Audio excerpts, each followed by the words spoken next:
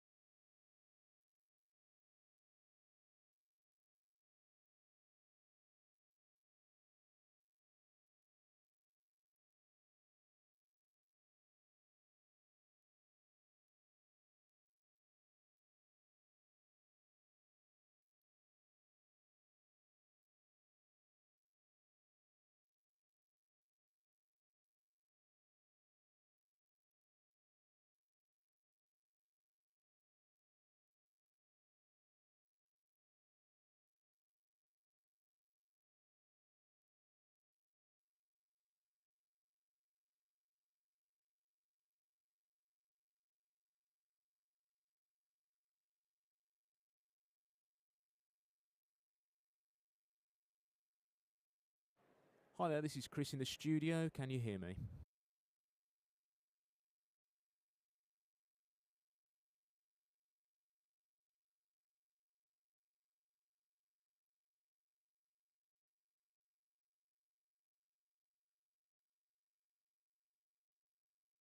Hello Japan, this is Chris in the studio. Can you hear me?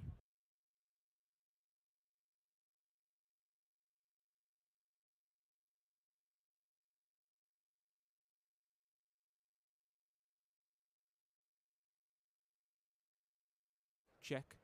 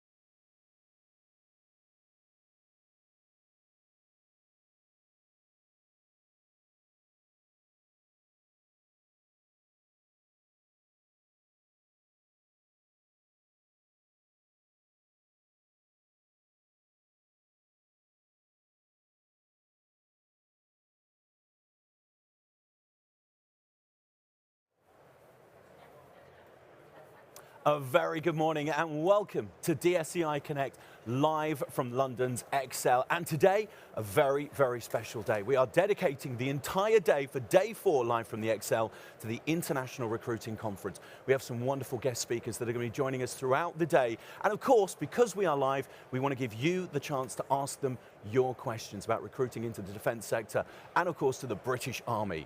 Now, of course, on your screen, you should have a little QR code. If you will, scan that QR code. You can put your questions to our panelists this morning. Or you can go to slido.com and use the event code #1436819. And we are live around the world. So please feel free to join in the discussions today. We're going to have a great day lined up for you. And every one of these panels and these events will be made available on the 22nd of September, I beg your pardon, at DSEI Connect. So, welcome along as we start the International Recruiting Conference as I hand you over to the Right Honourable Andrew Morrison MP. First, let me apologise for not being able to be there in person. However, I wanted to offer a few words in support of your conference today, and in particular, to congratulate you on your timing. This week, the UK has held its great defence and security showpiece, DSEI. And while, as always, the equipment tends to be the star of the show, you are reminding us where the spotlight really needs to shine. Because whether regulars or reserves, our people are our greatest capability. And our future success will hinge on our ongoing capacity to recruit and retain the best, the most imaginative, adventurous and courageous. But we must accept an uncomfortable truth. For the UK and other militaries around the world, it is possible that our armies are no longer the draw they once were. Too many leave, not enough stay, and the world outside the barracks is moving on. The marketplace is increasingly competitive, and the expectations of what a career should involve are not what they once were. Now, I believe the British Army has one of the great all-time offers. I have no doubt that you can say the same of yours. Which other profession would allow you to see the world make a difference and make a name for yourself? But we still have to adapt to the times. The need of our personnel are continually evolving. Whereas the young cadet might crave excitement at the beginning of his or her career, later on they might wish for greater stability if they have a young family or caring responsibilities. And as a seasoned soldier, they might be looking for ways to freshen up on their skills and remotivate themselves. As they change, we have to change with them. That's why we commissioned the Haythornthwaite Review into the remuneration and terms of service of our people. And that's why, in the recent Defence Command paper, we accepted all 67 of its recommendations. You'll be relieved to hear I'm not going to check off each one of them, but 3 reforms are worth singling out. First, we're introducing a spectrum of service scheme, making it easier for military personnel to zigzag between different roles, whether in the civil service or industry. Second, we're removing the barriers that limit the ability to move across the whole force. Third, we're adopting a total reward approach to provide a more compelling and competitive incentivisation package. The key to all of this is flexibility. Our future soldiers will find a myriad of opportunities to enhance their talents throughout their careers. And if they wish to leave at some point and enhance their experience in the private sector, they'll get the chance to come back skills enriched and enhanced. This is a big change, and we've got a big programme to see it all through. But if we're to get all this right, it will require not just a shift in policy, but a shift in mindset. We're going to need to keep challenging ourselves, asking ourselves what more we can learn from industry and each other about how we recruit. How can we keep anticipating the expectations of a new generation so replenishing our talent pool becomes second nature? And how do we get the message out to the fortnight generation that this is the career for them? So I wish you every success. In an ever more anxious world, we're counting on you to succeed. Yours is not an easy challenge, but if we can build the sort of world-class kit we've seen at DSEI this week, and if we can keep reminding people that Army careers are careers to work with and that are for them, an unparalleled chance to drive tanks, fly drones and build bridges from the Arctic to the jungle to the desert, then I've no doubt they'll soon be banging down our doors.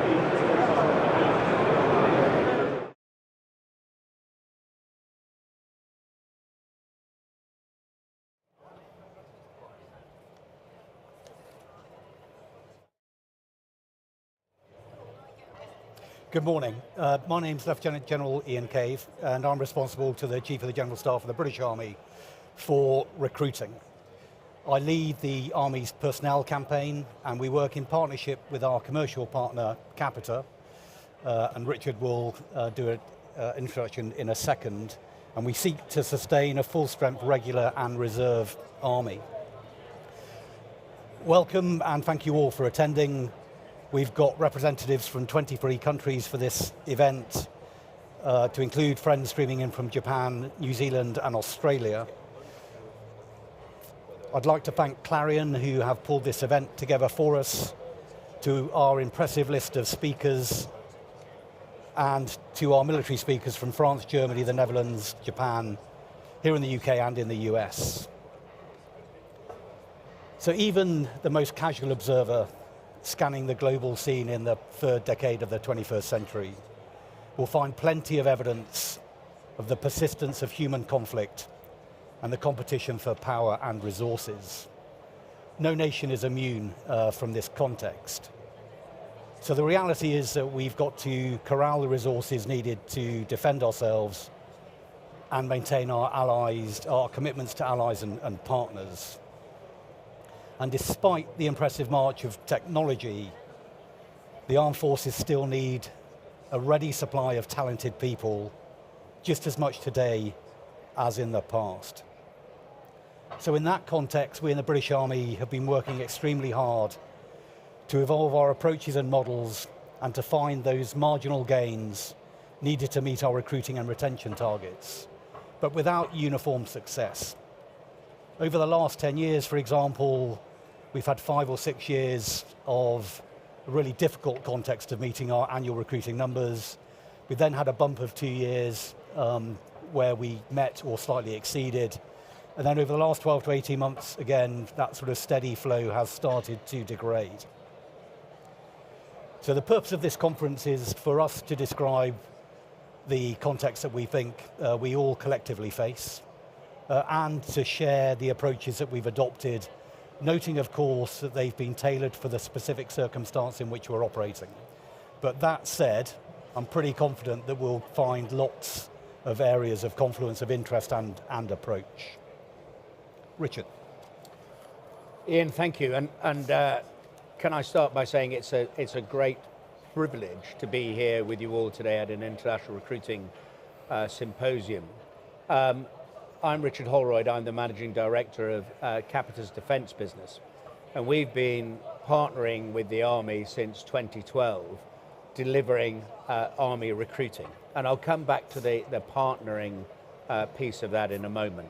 And I'm conscious that across this audience, each of the nations has a different way of recruiting. Some are entirely military-led, others have various sort of forms of outsourcing. We here found enormous success in a contract that is based on a partnering approach, which recognizes that there are a number of levers that need to be pulled in order to deliver successful recruiting, and that they have to be pulled together in harmony to make that happen. One of the things we are responsible for in this process, of those levers, if you like, is the attract and marketing phase. And on the links between the various segments today, you'll see our latest marketing campaign that we launched on the 4th of September and is having a really positive effect that Ian and I are delighted about. So I'll let you watch those in between. But to some of the issues and challenges that we all face today. young people, those people we're trying to recruit into the armed forces, have a number of options, and a greater number of options, I suspect, than they've ever had before, certainly than when I was a young lad. And we have to make sure that our recruiting is agile and dynamic and very much plays to and meets the aims and objectives of those young people that have an inordinate amount of choice. Now, I mentioned earlier, in amongst those levers that we describe as pulling, the key one that we own is the attract lever. And in working with that and working very closely with Ian, because Ian, of course, with the Army, owns other levers around pay, conditions, terms of service, and also one of the big ones is reputation of the armed forces, and that piece around ensuring that parents, teachers, university professors all have a positive view. But the ones that we're really focused on in our piece around attract is how to play into the economy, how to play against that those opportunities that in a fully employed economy like we have here in the UK, how we give those choices, how we play into the right channels, how people receive marketing has changed inordinately between social media, away from the written media, and then even within social media, which is the popular channel that our people, our target audience is using at the time. So that's incredibly important to us. And also ensuring that we get all the good news stories out there, which maintains and ensures that reputation is incredibly strong.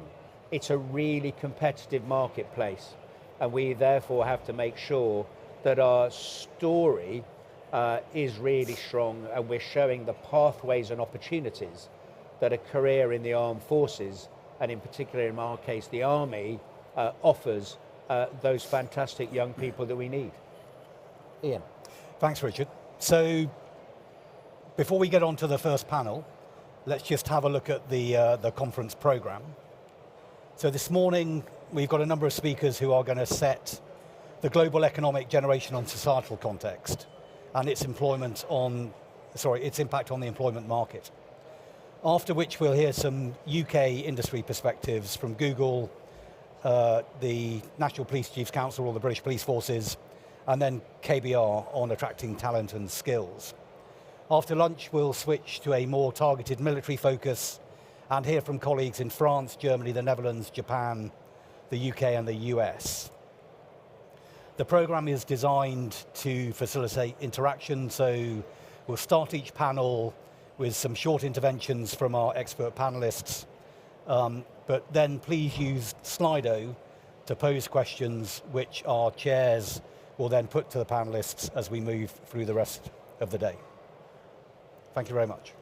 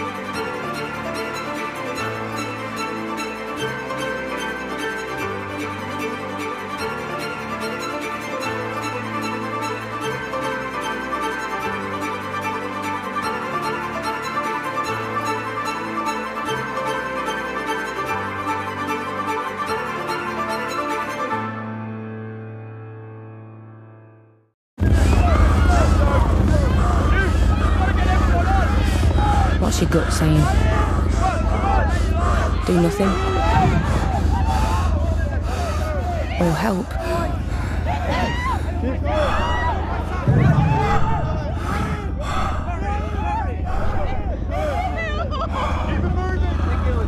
You've got the instincts. Now, get the training.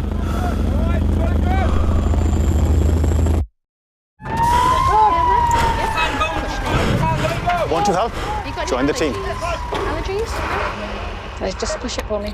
Can I just hold it up? Okay, so I'm going to take this off. Oh, thank you. Some paracetamol? Yeah. Okay, was that all right? Looking good. Need a hand with that? Want a qualification that will set you right for life? We've got a spot on our team. Yeah. See you again. Yeah. Back to me. Then we're good on the front. Yeah. A very good morning. Welcome back to DSEI Connect, an international recruiting conference. We're very excited to have our very first panel, Generational and Societal Changes and the Impact on the Employment Market. Ladies and gentlemen, thank you so much for joining us. We have, let's start with Emma. We have you, Emma, here joining us. You're going to be speaking first. Professor Emma Parry, Head of Changing World of Work Group, Cranfield School of Management. Joining you is, we have the lovely... Claire, the lovely Claire Smith. We Are Future. You're Associate Board Director, along with Kamal, who joins us as well. Thank you so much, sir. And of course, Peter Milsom's University, UCAS has joined us as well. Hello, Peter. Thank you so much Hi there, good to be here. for joining us. An exciting day ahead, and we're looking forward to hearing so much for you. We are going to take your questions from Slido as well. There is a QR code on your screen, and each one of you, ladies and gentlemen, will have the chance to give us a little bit about yourselves and maybe 5 or 6 minutes on a little presentation, if you will. And I think if you can, we'll start with you, Emma. Thank you very much. So as you said, my name's Emma Parry, and I'm the head of the Changing World of Work Group at Cranfield School of Management.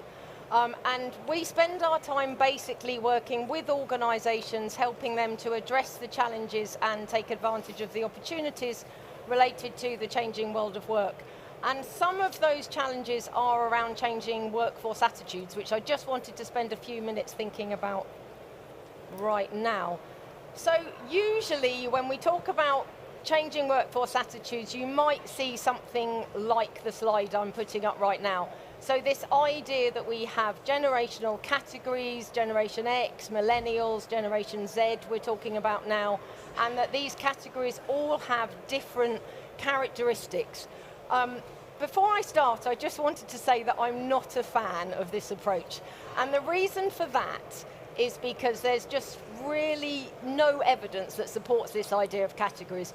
If you look at the evidence, and believe me, I've spent time doing this, actually, the evidence doesn't agree on what the categories are. Some finds differences between them, some doesn't agree on what the differences are.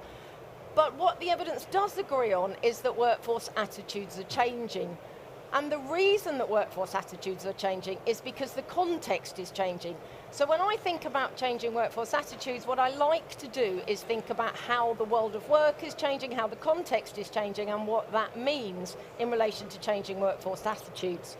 So let's just think for a moment about this. I'm not going to talk through this in a lot of detail, but happy to come back to it. So this is my figure, if you like, that explains the changing world of work. And we know that we've got lots of things, whether they're trends that are happening incrementally and slowly over time, or whether they're the big disruptions, so things like the pandemic, perhaps our exit from the EU in the UK, that actually mean that the context around us is changing. And what that means is that the world of work is changing. Whether that's about the skills that we need or the skills that are available, whether it's about the way that organisations are working, or whether, as we're going to talk about today, I think a bit, whether it's actually about what people expect and how they behave in the world of work. So just for my last slide before I pass on, and I know Claire and Kamal are going to talk a little bit more about this, I just want to summarise really quickly what some of the main trends are in relation to what the evidence says about changing workforce attitudes. But I think what I want to say first is we focus a lot on change, but actually it's not changing that much. There's a lot about the world of work and a lot about workforce attitudes that's staying the same. People still want development and career support. They still want to develop transferable skills. They still want to grow and progress in their careers. They still want job security. They might be prepared to move if they don't get what they want, but they still ultimately want a job that offers them the security that they need. But there are some things that we know are becoming more important. So for example, this just taking the other three things on this diagram, if we think about purpose and values, we know that people want meaningful careers. So there's a real emphasis in the younger end of the workforce on wanting a career that has meaning, whether that's about having an impact on the world, whether it's about understanding the contribution that you make to the organisation. We also want to work for organisations that are sustainable and responsible. And part of that is wanting to work for an organisation that's inclusive, that has a real emphasis on diversity and inclusion. So this whole values piece is increasing in importance for young people. We also know that ways of working are changing, and we've talked a lot about this over the last few years. You know, so flexibility and work-life balance is growing in importance. Flexibility in terms of how we work, but also flexibility in terms of careers. And we know that young people want to be able to change careers, they want to be able to have different aspects of their careers, perhaps a side hustle or more of a portfolio career. But ultimately, this is about people wanting choice and control over how and when they work, and over the careers that they follow. And then finally, just very briefly, you know, we know that culture and leadership is important, and that's about having voice, having some participation in decisions that are made in the organisation. It's about inclusion again, it's about psychological safety in the culture. It's about receiving recognition, and ultimately it's about transparency and fairness. We know that people want to work for an organisation and a leader that they trust, and that's something that's really important moving forward. So if I was going to talk about things that are important in the younger end of the workforce and that we need to think about when we're recruiting people into defence or elsewhere, these would really be the things that I'd focus on. Thank you so much. I have so many questions already, I really do. But we will move on to Kamal and Claire, if you will. Please introduce yourselves and give us your demos. Hi, I'm Claire Smith, and I'm Associate Strategy Director and Associate Board Director at We Are Futures. Kamal, if you'd like to introduce yourself. Yep, and I'm Kamal Hock, Client Partner at We Are Futures, working very closely with Claire. Brilliant. So we'll get started if that's okay. Fantastic. So we're really excited to be here today to talk to you, and building on a lot of what Emma's already talked about. We know that lots of research has shown that there are distinctions between different generations, but we know that the generation terminology needs to be used with caution. Each generation clearly, however, are shaped by the political, economic and social education factors around them, as mentioned very well by Emma there. We've carried out a lot of extensive research at We Are Futures, and we're building on our experience of over 20 years of working with young people and their influences. And when we think about that kind of emerging adults group of 16 to 24-year-olds, there are some statistically different characteristics that become evident. They are subtle, but they are widely present. So we're going to share 4 of those today. Firstly, unfortunately, young people today are more often unhappy, lonely, lacking confidence and unsatisfied with their life. They've increased uncertainty about their purpose and anxiety about the future. They're more concerned than older generations have been about a range of issues, from mental health to the environment and social inequality. But also they're increasingly resilient, even if they don't perceive that in themselves. Secondly, young people believe more than any other generation that being happy in a career is extremely important to their future success. They need to add value, they need to make a difference. They're ambitious in all the positive meanings of that word, and they're not frightened to push back. Thirdly, they fight for fairness. They're passionate about issues relating to social inequality and fairness. They don't believe in politics as a way to make a change, so they'll attack it in any way that they see fit, whether that's about race, gender, religion, or social divides. And they care. They give a damn about things, and they're prepared to go out of their way to make a difference. And finally, they're much more fluid in their interests, their career paths and their identities. They move more freely between multiple interests, cultural genres, and shared opinions. They expect to have had about 4 jobs by the time they're 30, and they feel less of a need to be fixed to a certain type of being or a certain norm. They're entrepreneurial, and as Emma mentioned, they'll create side hustles, new businesses, and they make media content as their norm. So if we then consider these characteristics and how they might impact the way that we recruit them, it's important to ask ourselves, how do we dial up the certainty and purpose our roles might offer? How can we help young people feel that they're making a difference through their work, and that they can see others who are happy in their roles, people potentially just like them? How do we tap into that desire for social equality and demonstrate where it already exists within our own organisations? And how do we give young people opportunities to grow and give them the freedom to take what they've learned in that role with us and then take it with them when they want to move on? Before I hand over to Kamal, it's also important to consider the role of their influences on young people's choices and decision making. In the 2022 Youth Census report, 73% of young people rated parents and families as their main source of careers information, with teachers rating 45%, well above other sources of information. And yet these key audiences are often neglected, even though parents and teachers can hold entrenched attitudes about the armed forces that can create significant barriers to entry. A lack of understanding about the range of skilled roles on offer, not just being a route for the low-skilled, means that despite the armed forces being able to genuinely provide an employment offer that would suit this emerging adult cohort, young people's influencers need support themselves to help engage their young people in the fantastic opportunities that are available. So, over to Kamal. Thanks. Thank you very much, Claire. So reflecting on what Emma and Claire have just been talking about, you can see that the world of work is changing and the workforce is rapidly changing too.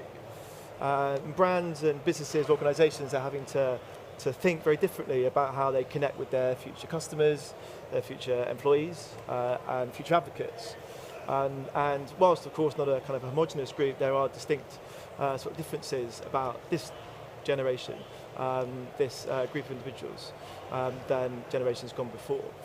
We Are Futures, we've been connecting brands and businesses with young people for 20 years, as Claire mentioned, and through our work with corporate social responsibility clients, HR, and also marketing, we developed a set of principles, which I wanted to share with you here. These 7 guiding principles have been developed and co-created in collaboration with young people, many of whom we work closely with through a lot of programs that we deliver for many of our clients.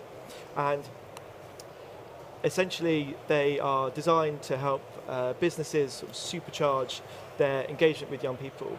I wanted to share a couple of examples of some of the brands that we've worked with and how they've implemented some of these key learnings, many of them, some just a few of them, but where we've seen real differences in terms of that connection and really how they've been able to create long-lasting and more meaningful relationships with that particular audience. So today, sort of given the time, I'm going to focus on the first 4 across the top there. And the first 2, accelerate their skills and recognise their progress. You know, the heart of this is a sense of skills development and also the idea of progression. And we know that young people are driven to learn, to grow and to develop. And as discussed before by the panel, it will come as no surprise that finding career success is central to their future hopes, their aspirations, and also their general sense of optimism, I think. And whilst salary and benefits are important and sometimes high on the agenda, what we're finding increasingly is young people are seeking skills for the future, whether it be green skills or digital skills or technical skills. But within that, long-term sort of job security in what is a sort of precarious global employment market and one which is sort of constantly evolving. So the first example I wanted to talk about today, and I think where we've seen real success, is with our client Samsung. And Samsung are doing 2 things. One is they're really connecting with their future by accelerating their skills, and education is at the heart of this, and also recognising their progress. They run a global initiative called Solve for Tomorrow, which effectively is for young people aged from 11 to 25. And through their own people, their partners and their technology, they are inspiring young people to create their own innovations through the programme of Solve for Tomorrow, and try and actually empower them through their own innovations and their own thoughts, and try and bring these to fruition. And since its inception in 2010, it's been amazing. It's now running in 55 markets globally, reaching over 2.3 million young people every single year. And I think what is central to this are sort of 3 kind of key things really. One is their commitment to upskilling the next generation, but also celebrating their progress publicly on a global platform, a global scale, but also rewarding them for being part of this growing and active Solve for Tomorrow community. The next 2 I sort of group together, so embrace authentic co-creation and making it real. I think the idea of authentic engagement is so critical. And young people are looking for real people, real stories in real places, and against the backdrop of an increasingly sort of digital world. But within that, it's that human touch, that human essence, which is such a important in terms of how we tell stories and can connect emotionally is critical to kind of forming those immediate connections. And we recognise that sort of young people are, against the backdrop of this kind of increasingly sort of changing time, they are looking for a more authentic connection from young people, from brands and organisations. And I want to sort of share an example from Engineering UK, who we work with extensively, and they run a programme called Energy Quest in the UK. And Energy Quest is all about inspiring the next generation of scientists and engineers into a career in engineering. And this again was against the backdrop of them having real issues in terms of attracting diverse talent within that industry. And they embraced authentic co-creation in such a brilliant way, where they recognised that they had this problem, they had this gap, and they wanted to actually reach out to those particular audiences and also identify role models and inspirational people within their business who could connect and also add credibility and a new dimension to that particular story.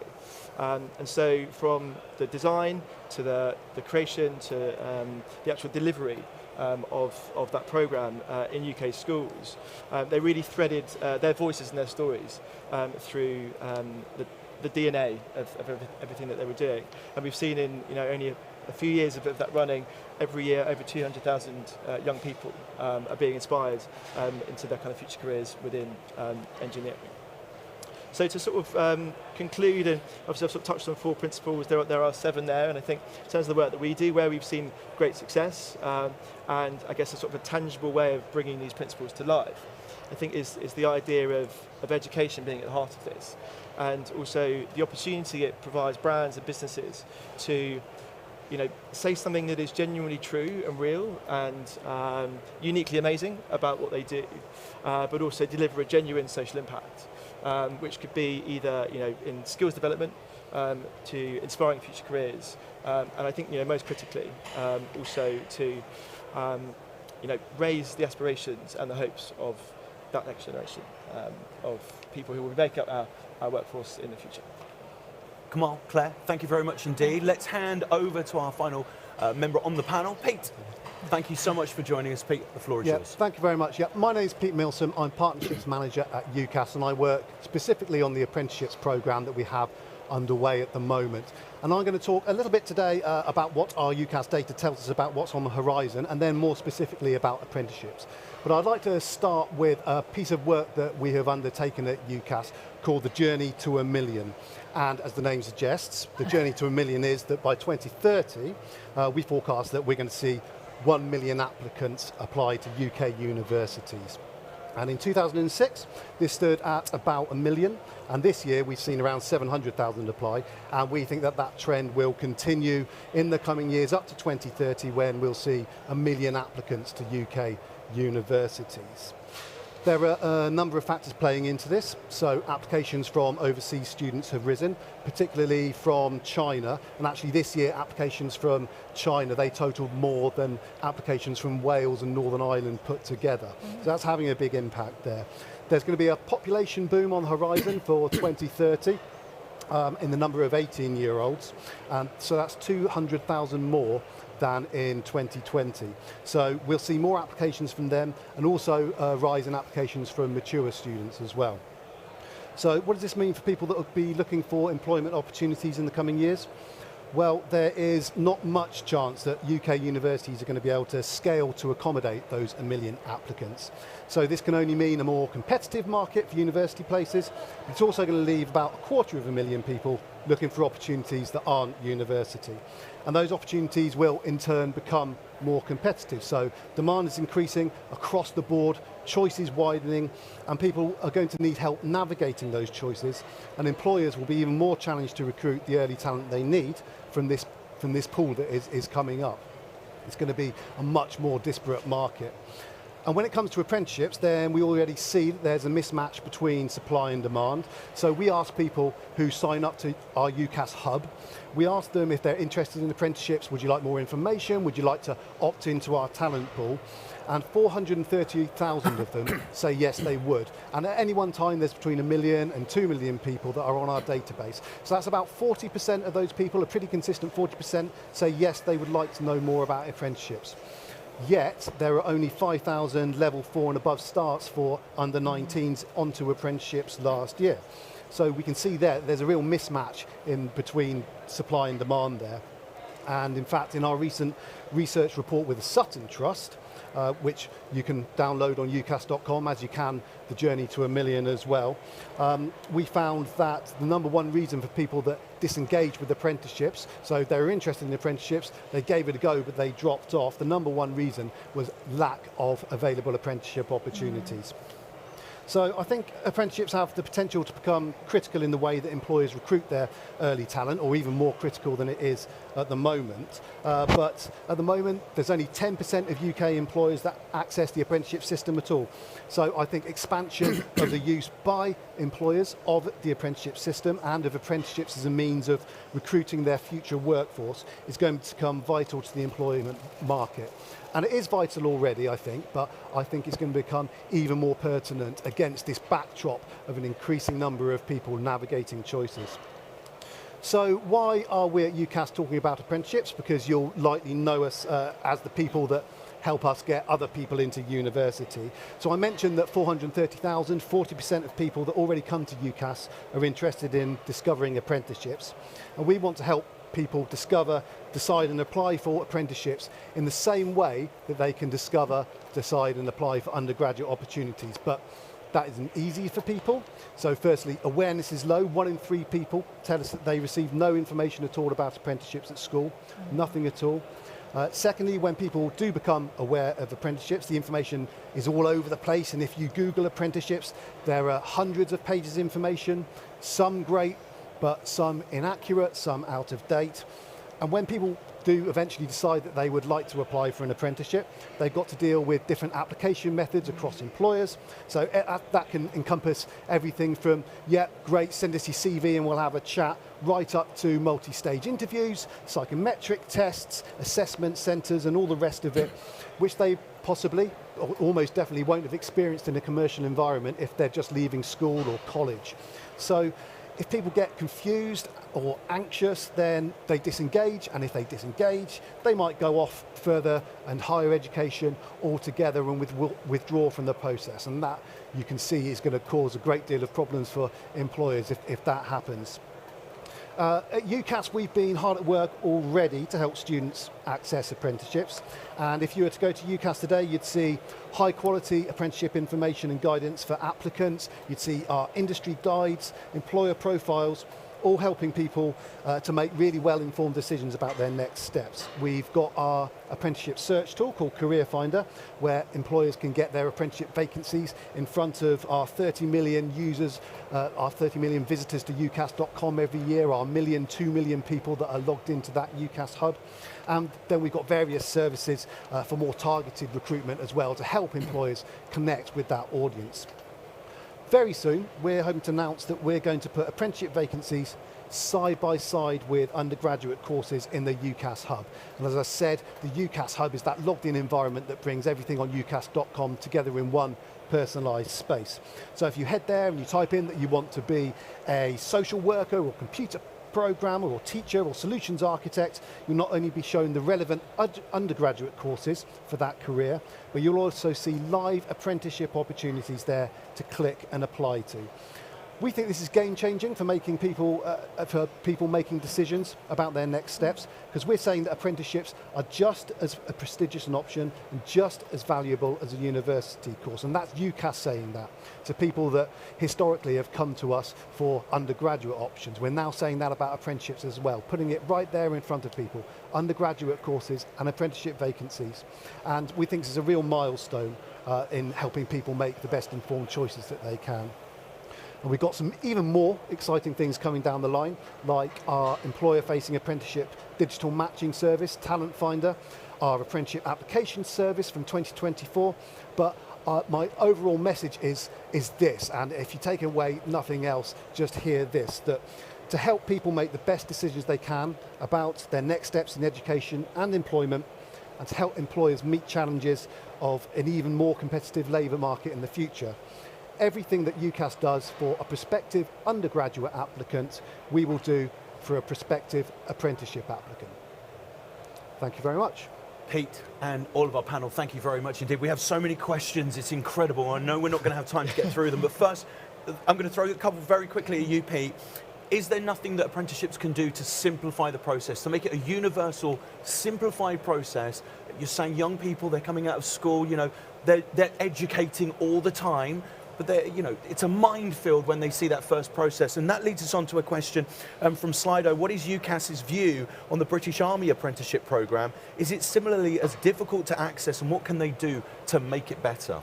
Well, the British Army will be very proud that they achieved the #1 spot in the DFE Top 100 Apprenticeship Employers, which is fantastic news.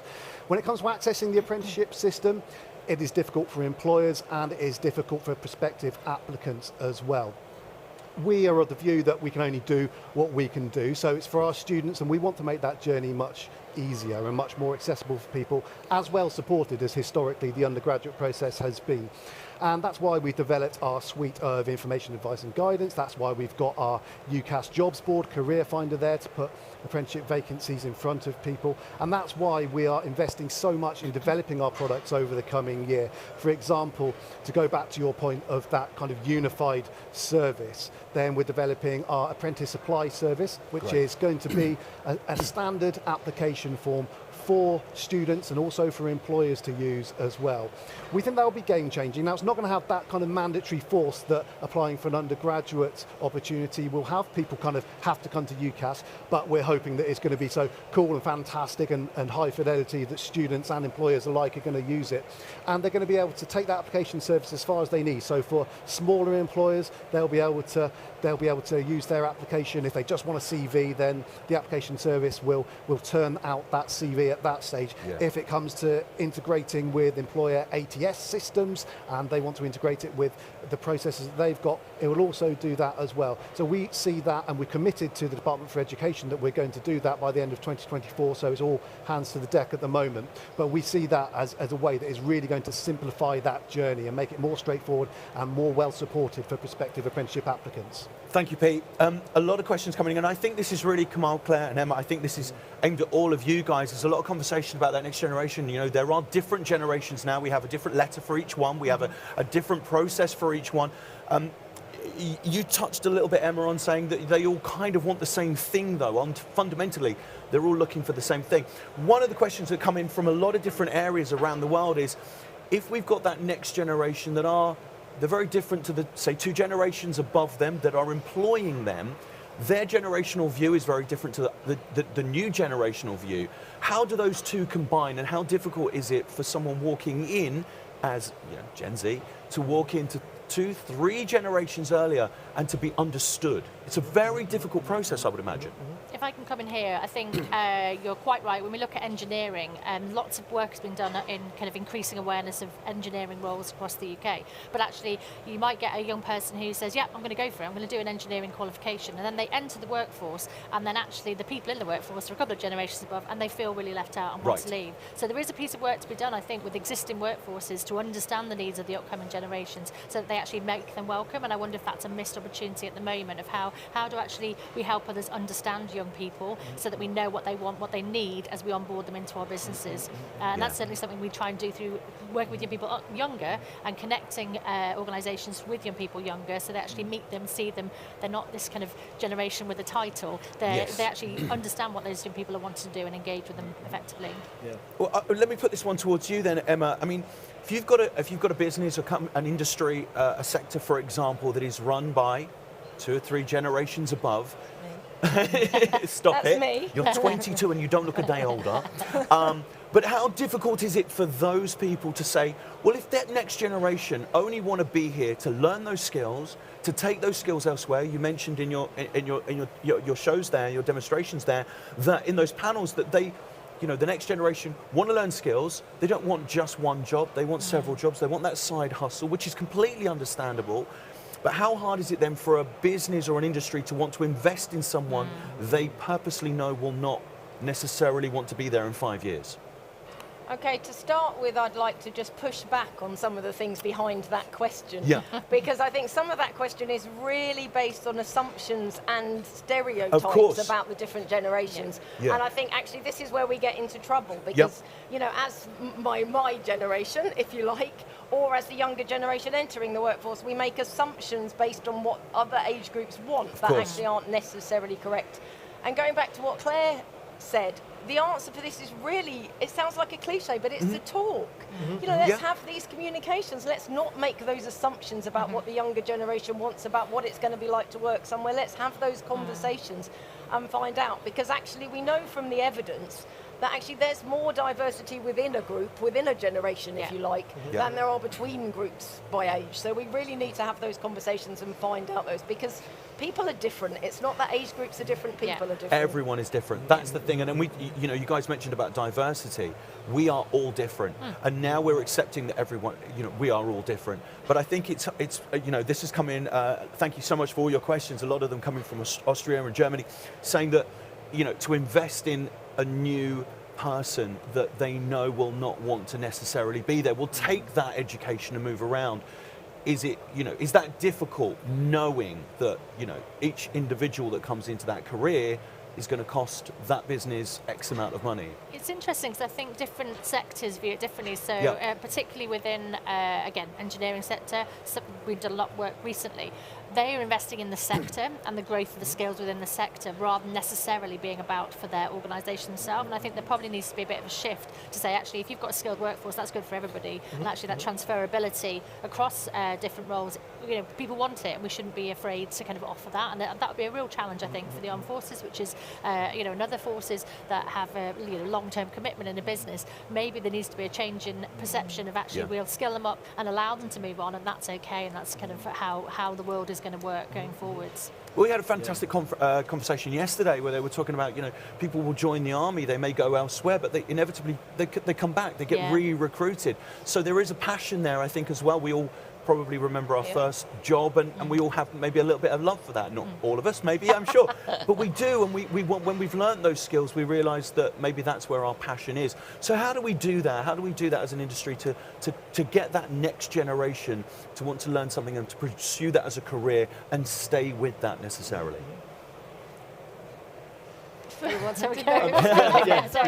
me, I think there are a couple of things just to say about that. I mean, just to go back to your first point, we're seeing some organisations in industry doing this very well. I mean, we talk about this idea of boomerang employees. We bring them in, we do stuff that chimes with their values, we build a relationship with them, and it's all about building relationships, moving away from that transactional approach to that trust-based relationship.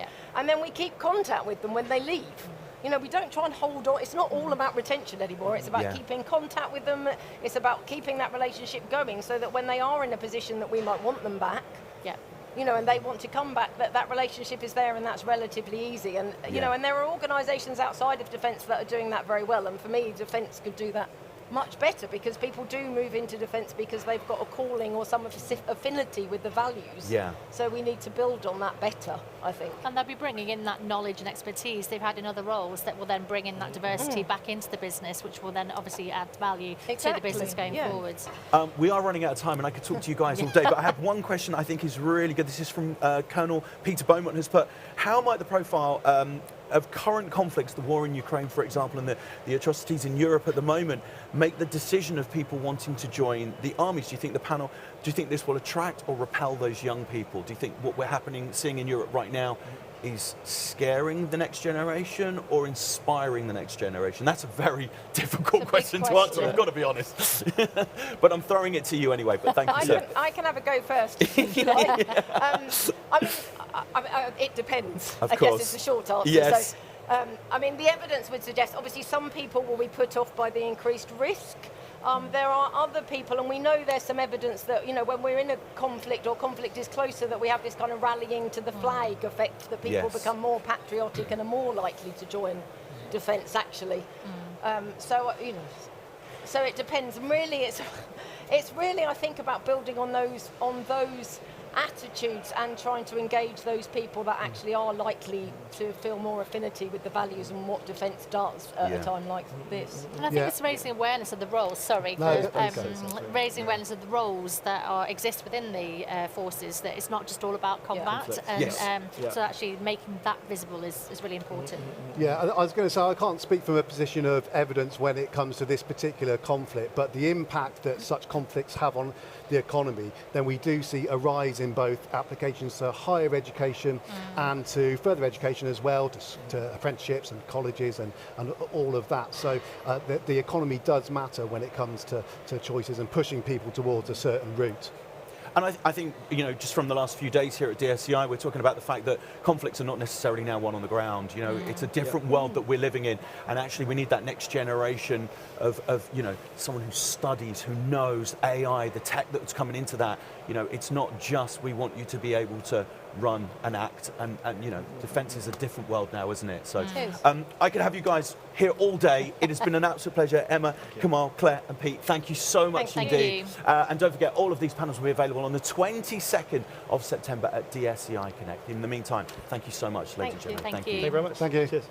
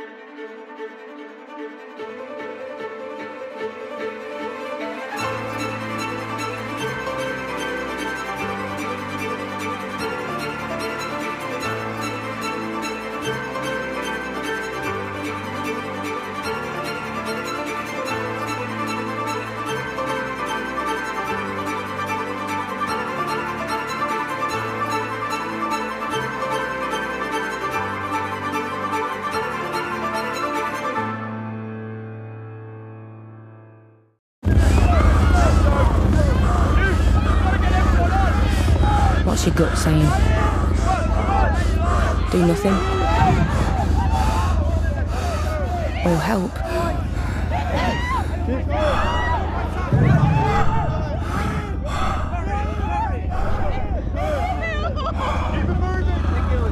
You've got the instincts. Now, get the training.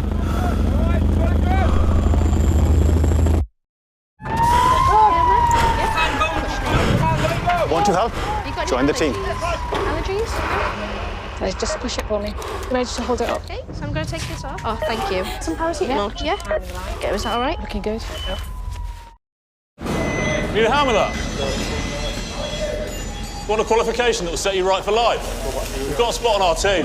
Yeah. See you again. Back to me. Then we're good on the front. Yeah. A very good morning and welcome to a very special day here at DSEI Connect. We are talking International Recruiting Conference, and throughout the day we're going to have some wonderful panelists joining us for some incredible discussions. And of course, on your screen right now you should have a barcode.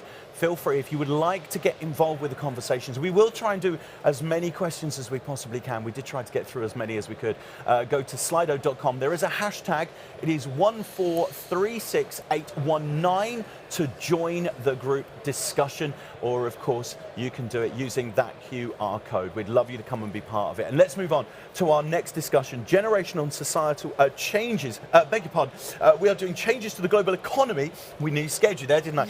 Changes to the global economy and its impact on the employment market. Please welcome Nikki Sun, Chatham House researcher from Chatham House. Thank you for joining us. Kimberly Crowe is with us as well. Thank you for joining us, Kimberly. Economic advisor, Defence Economics.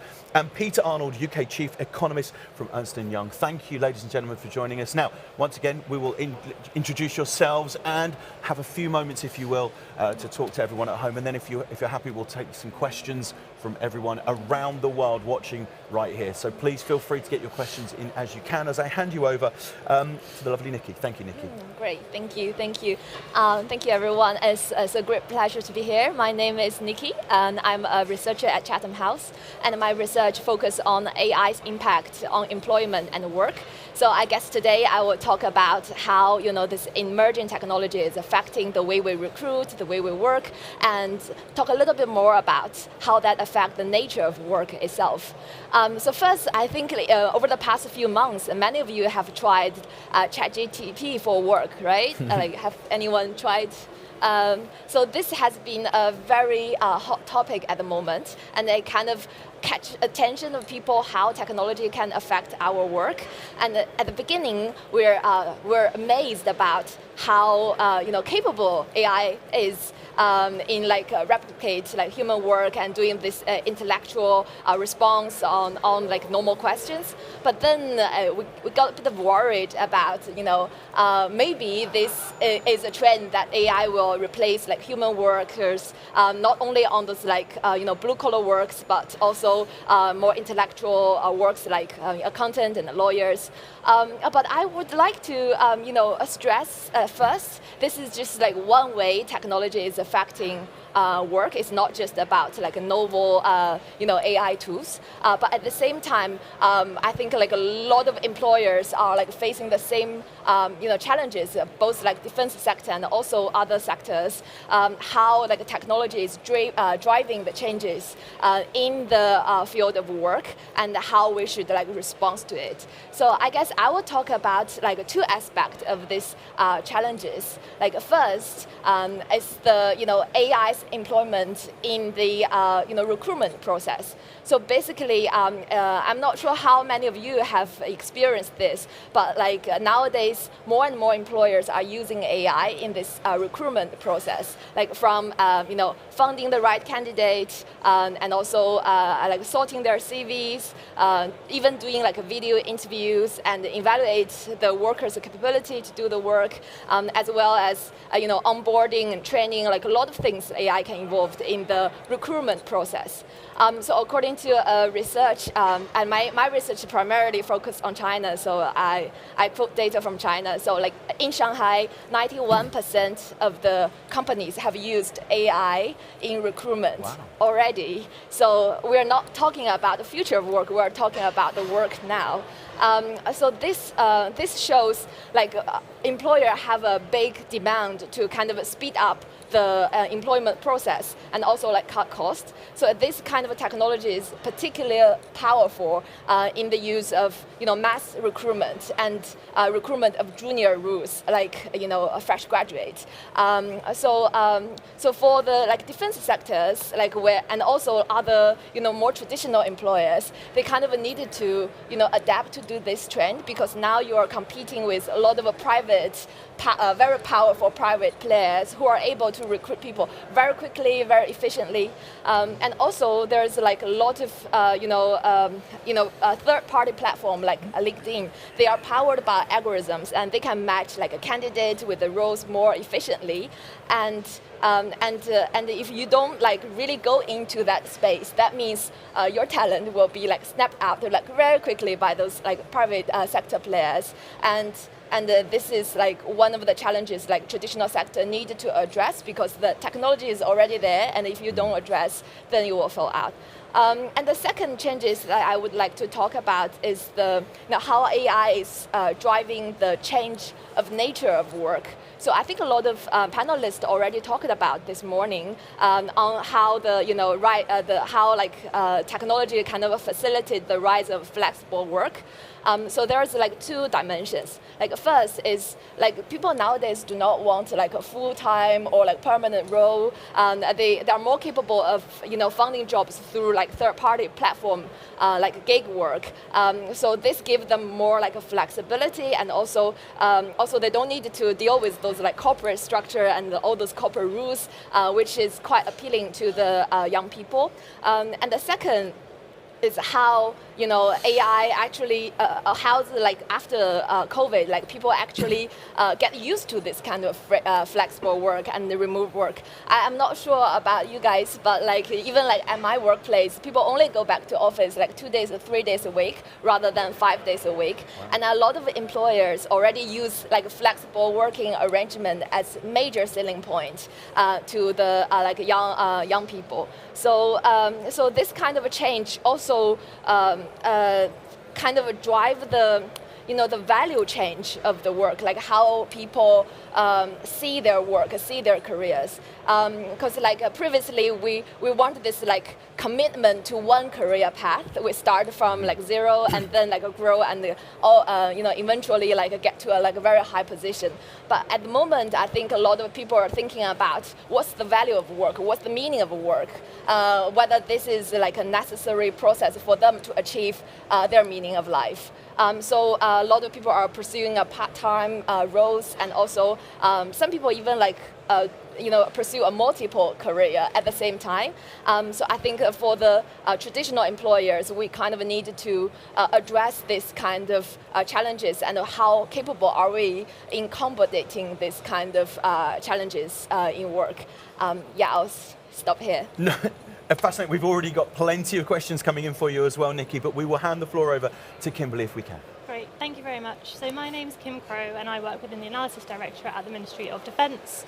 And I'm going to give an overview of some of the latest data and trends in the UK labour market and cover aspects such as unemployment, vacancies, economic inactivity, and touch on pay growth and the latest forecast. So some of the sort of key things I'll talk about is how the UK labour market has recently been described as tight, although the sort of difference in how these trends are looking more recently, and also look in more detail about how there's been an increase in economic inactivity in the UK labour market and record numbers of people being inactive due to ill health.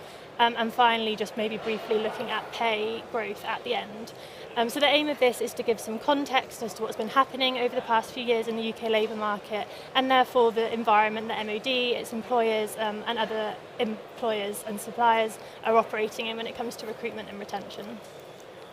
So, as I just mentioned, the UK labour market has been described as tight, and to look at this in a bit more detail, we can look at the recent trends in unemployment and vacancies.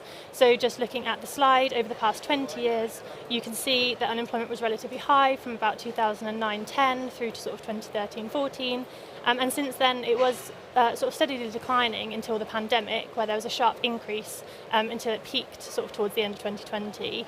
So after that point, unemployment dropped back down. It reached a low of 3.5% in the middle of 2022.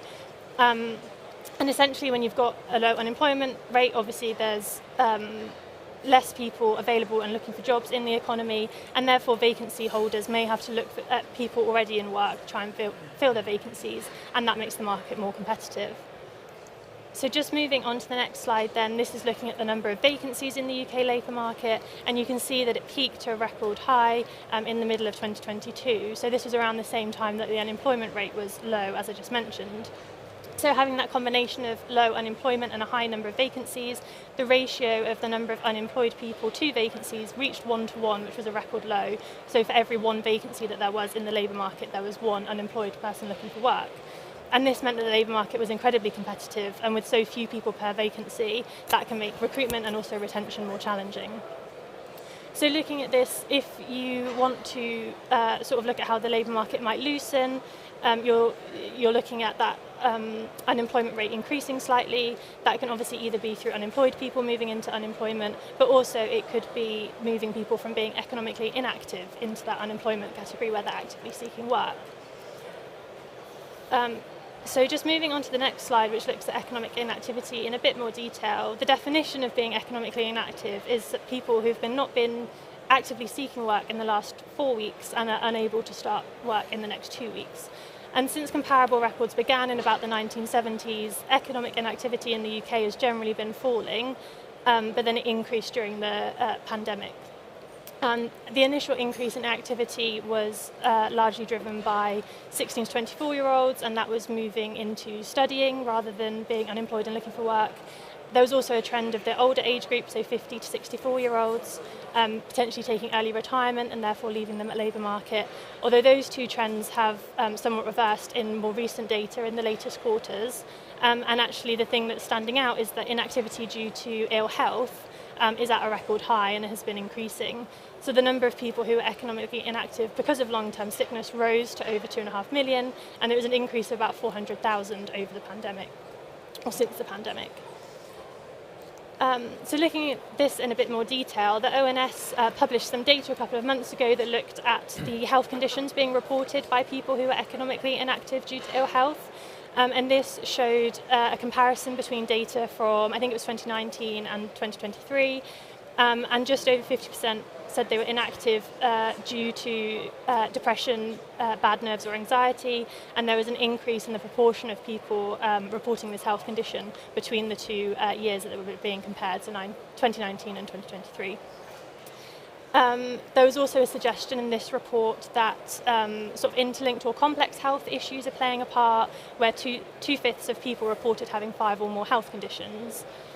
One thing that it's potentially helpful to note isn't that the most prevalent health condition reported also amongst the working age population is also depression, bad nerves and anxiety.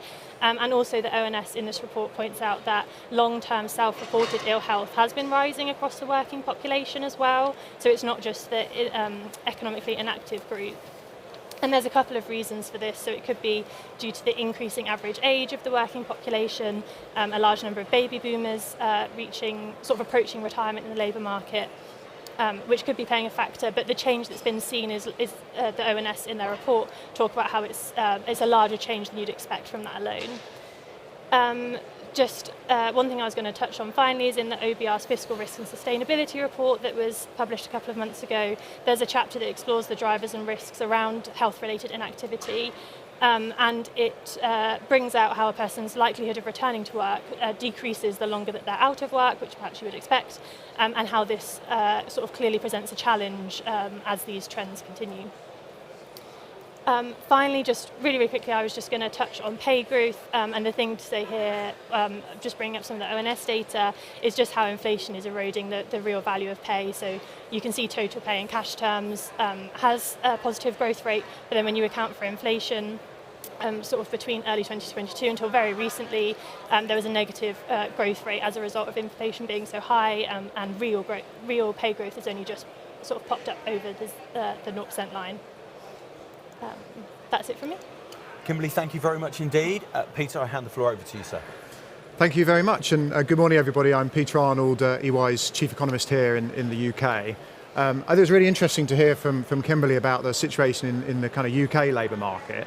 If I put that in a bit of global context, we're seeing exactly the same forces, I think, playing out in much of particularly the developed world. So if we look at the US, if we look at Western Europe, we can see that unemployment levels are at sort of generational lows. So this sort of very, very tight labour market that's putting pressure on wages, that's making it very difficult for businesses, for the public sector to recruit people, is something that's completely common, I guess, across the working world. And it's across all sectors. So regardless of whether you're a public sector, private sector, when I go around the country and I speak to different people of my clients, pretty much the number one issue they talk about is the lack of talent. They can't get hold of the people they need in order to deliver the services and produce the products that they want to produce. So it is a very, very common issue at the moment and prevalent across much of the global economy. And I guess what's driving that? Well, I think a lot of it does come back down to what happened during the pandemic. So through the pandemic, we saw huge structural changes to the labour market. People were put on furlough, whole industries shut down. And then we saw this big rebound in activity as economies reopened. But people had already moved. They changed sectors. They changed preferences. They'd left the labour market. And that meant that there was real shortages of people. And that's what's driven those wages up. And it's also explaining why we are seeing much higher inflation, or have seen much higher inflation, and why we have seen central banks over the last 18 months respond by raising interest rates as they try and get that inflationary genie back in the bottle. Now, I guess in some ways a more positive topic on that particular issue. In the next 12 to 18 months, we are expecting the global economy to slow. There is risk of recession here in the UK, risk of recession across Europe. The US may get away with a soft landing. Chinese economy also slowing. So that slowing global economy should start meaning unemployment ticks up, vacancies fall, and we may start seeing an easing of some of those inflationary pressures. But I still think in the context of the military, in a relatively cash-strapped public sector environment, it's always going to be difficult to compete with private sector salaries. And that, I think, is one of the topics that Kimberly flagged there. I think there's some longer-term structural issues for the global economy, again, particularly in the West. So Nikki talked about the changing nature of work, the demands for people around flexibility and work-life balance, and we do see that. So at EY, we struggle to get people in more than 2 or 3 days a week. Some people we can't even get in 1 day a week. And if you compare that to a military career where you may have to go on deployment for 6 months, or you're sort of pretty much full-time on duty, then that is quite difficult, I think, for you to compete in the jobs market, given people's expectations. Demographics are also a challenge. We have an aging population, so that pool of younger people is getting smaller. And again, that is a Western issue, it's a US, European issue, but it's true in Japan, we know it's true in China. It's not true across the globe, and there'll be better qualified people than me who will know what that means for geopolitical risk as we get older. Those countries that have that growing younger populations may have some advantages when it comes to manpower, obviously. I guess then perhaps on a more positive note, I do also think from that kind of digitalization of the workplace, more and more work becoming desk-based, people sitting in front of a computer, actually the opportunities for young people, and not just young people who don't want that type of job, who want a more physical, active job, are shrinking. We're only really talking about maybe in construction, a few other sectors where you can work outdoors, you can work physically. And actually, therefore, I think the military does have an advantage as the rest of the economy becomes more digitalized. And I'm not saying the military won't become digitalized. The opportunities for young people to do those physical, manual activities, I think, are shrinking. And so therefore, that's probably something that the military will need to think about tapping into as we go forward. So thank you. Thank you very much indeed. I think we'll start with you, Peter, if I may, just to touch on what you said there. And I'm glad you ended with some positivity. It was going down an alley there, wasn't we? But it was fascinating that you talk about that. And Nikki touched on the fact that people are working from home. He said it's hard to get people in the office now. What does the military and what does the defence sector do to inspire people to sort of go, this job isn't 2 hours today and a week, come back a week Friday. This is, you're on tours of countries. You're learning things, you have to be there doing this job. How do we encourage that?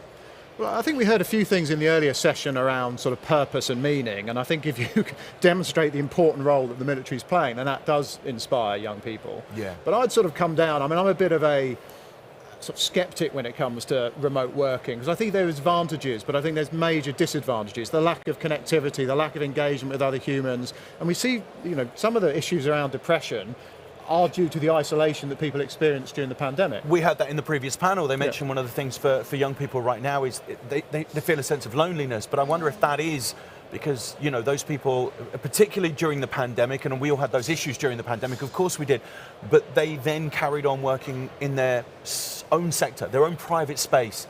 But that face-to-face is really healthy for people, in my opinion.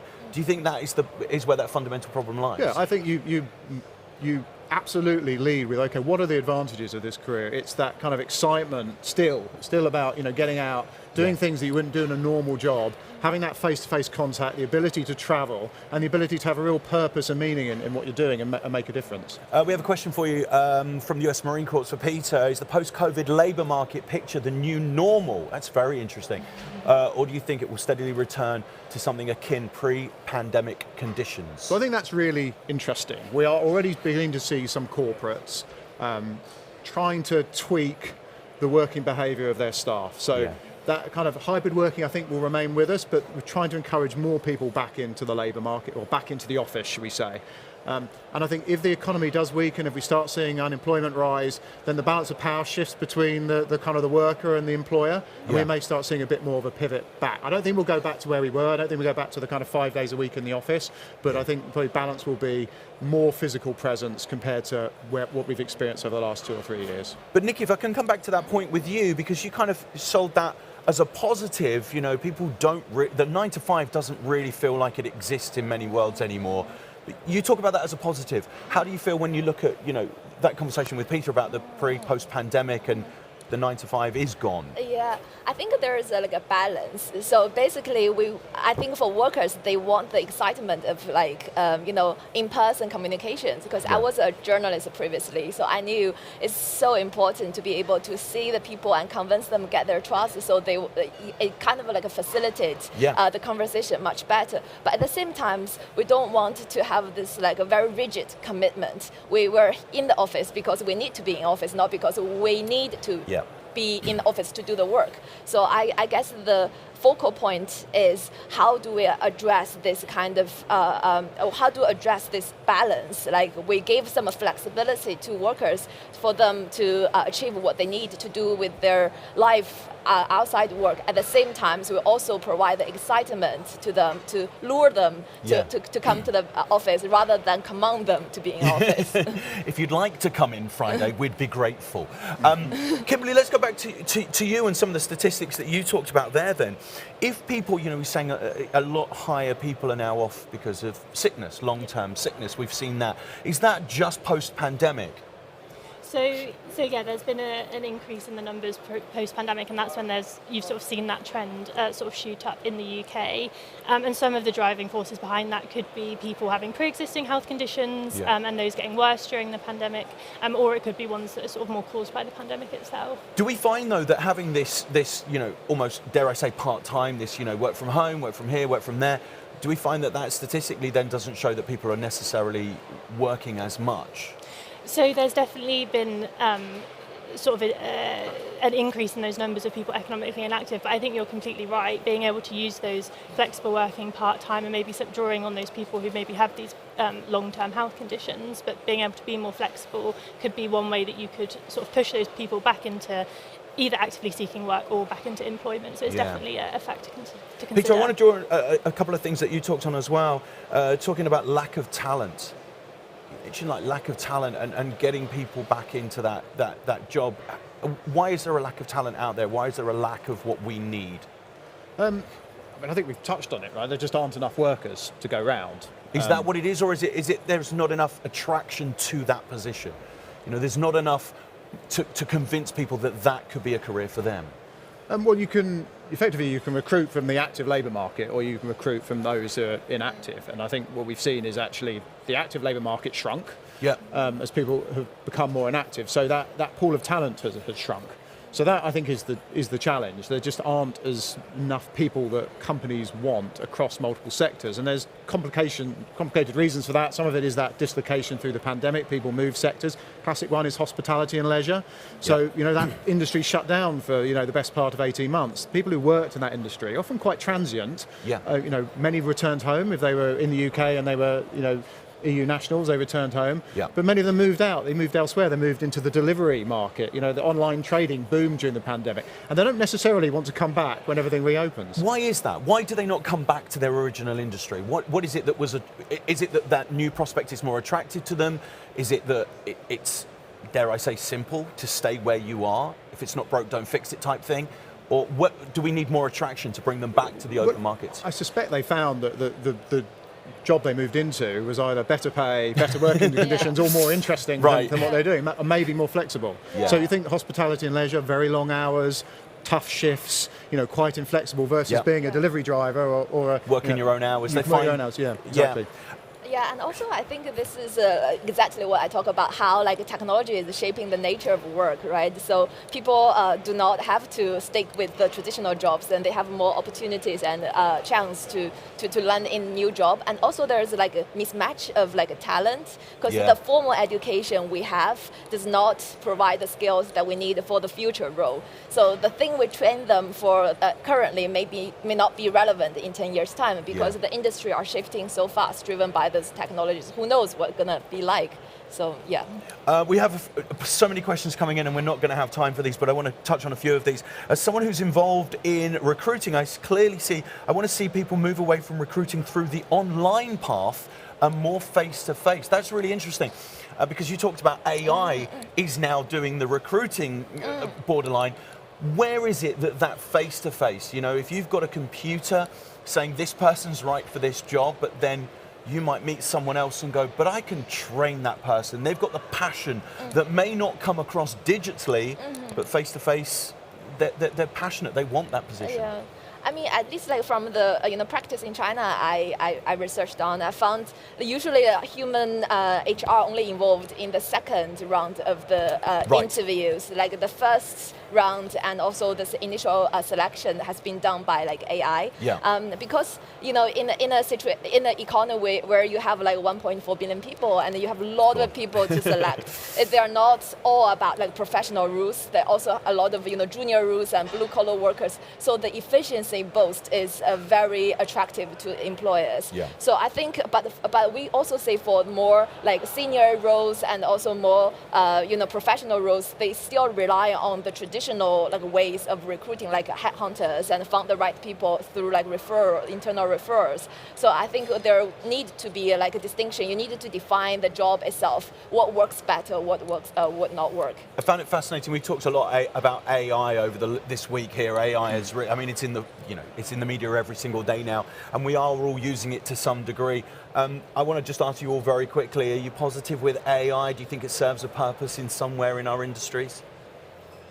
Peter, I'll start with you. Okay, I mean, I think absolutely. I think it'll be a tool that you use alongside human ingenuity and human capability. It's not going to replace humans, and it's not going to destroy jobs. It will augment jobs. It will augment capability. Yeah. And it's also overhyped at the moment.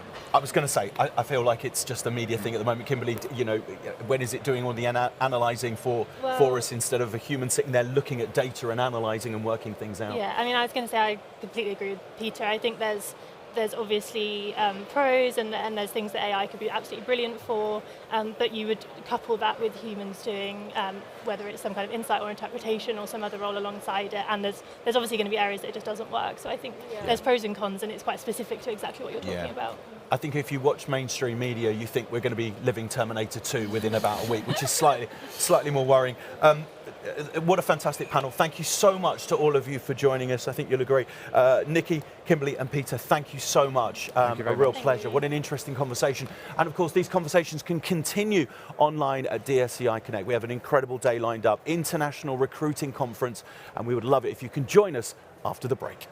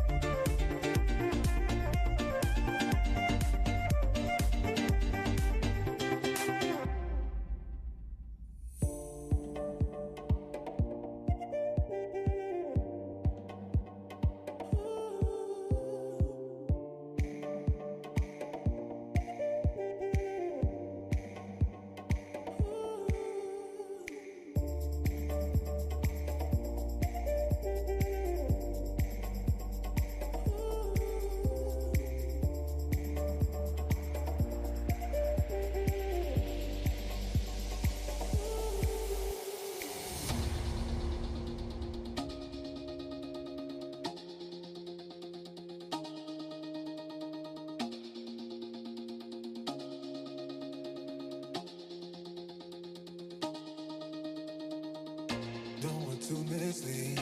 This is all you need. Be your everything, yeah, I'll be your everything. Still too soon to feel. Please just say it's real. More than just a thrill, not just in it for the thrill. I'm in it for the love, 'cause love it needs to touch it. Your breath sit on my body. Babe, let me tell you something. I'm in it for the love, 'cause love it needs to touch it. Your breath sit on my body. Babe, let me tell you something. I'm in it for the love. I'm in it for the love. I'm in it for the love. I'm in it for the love.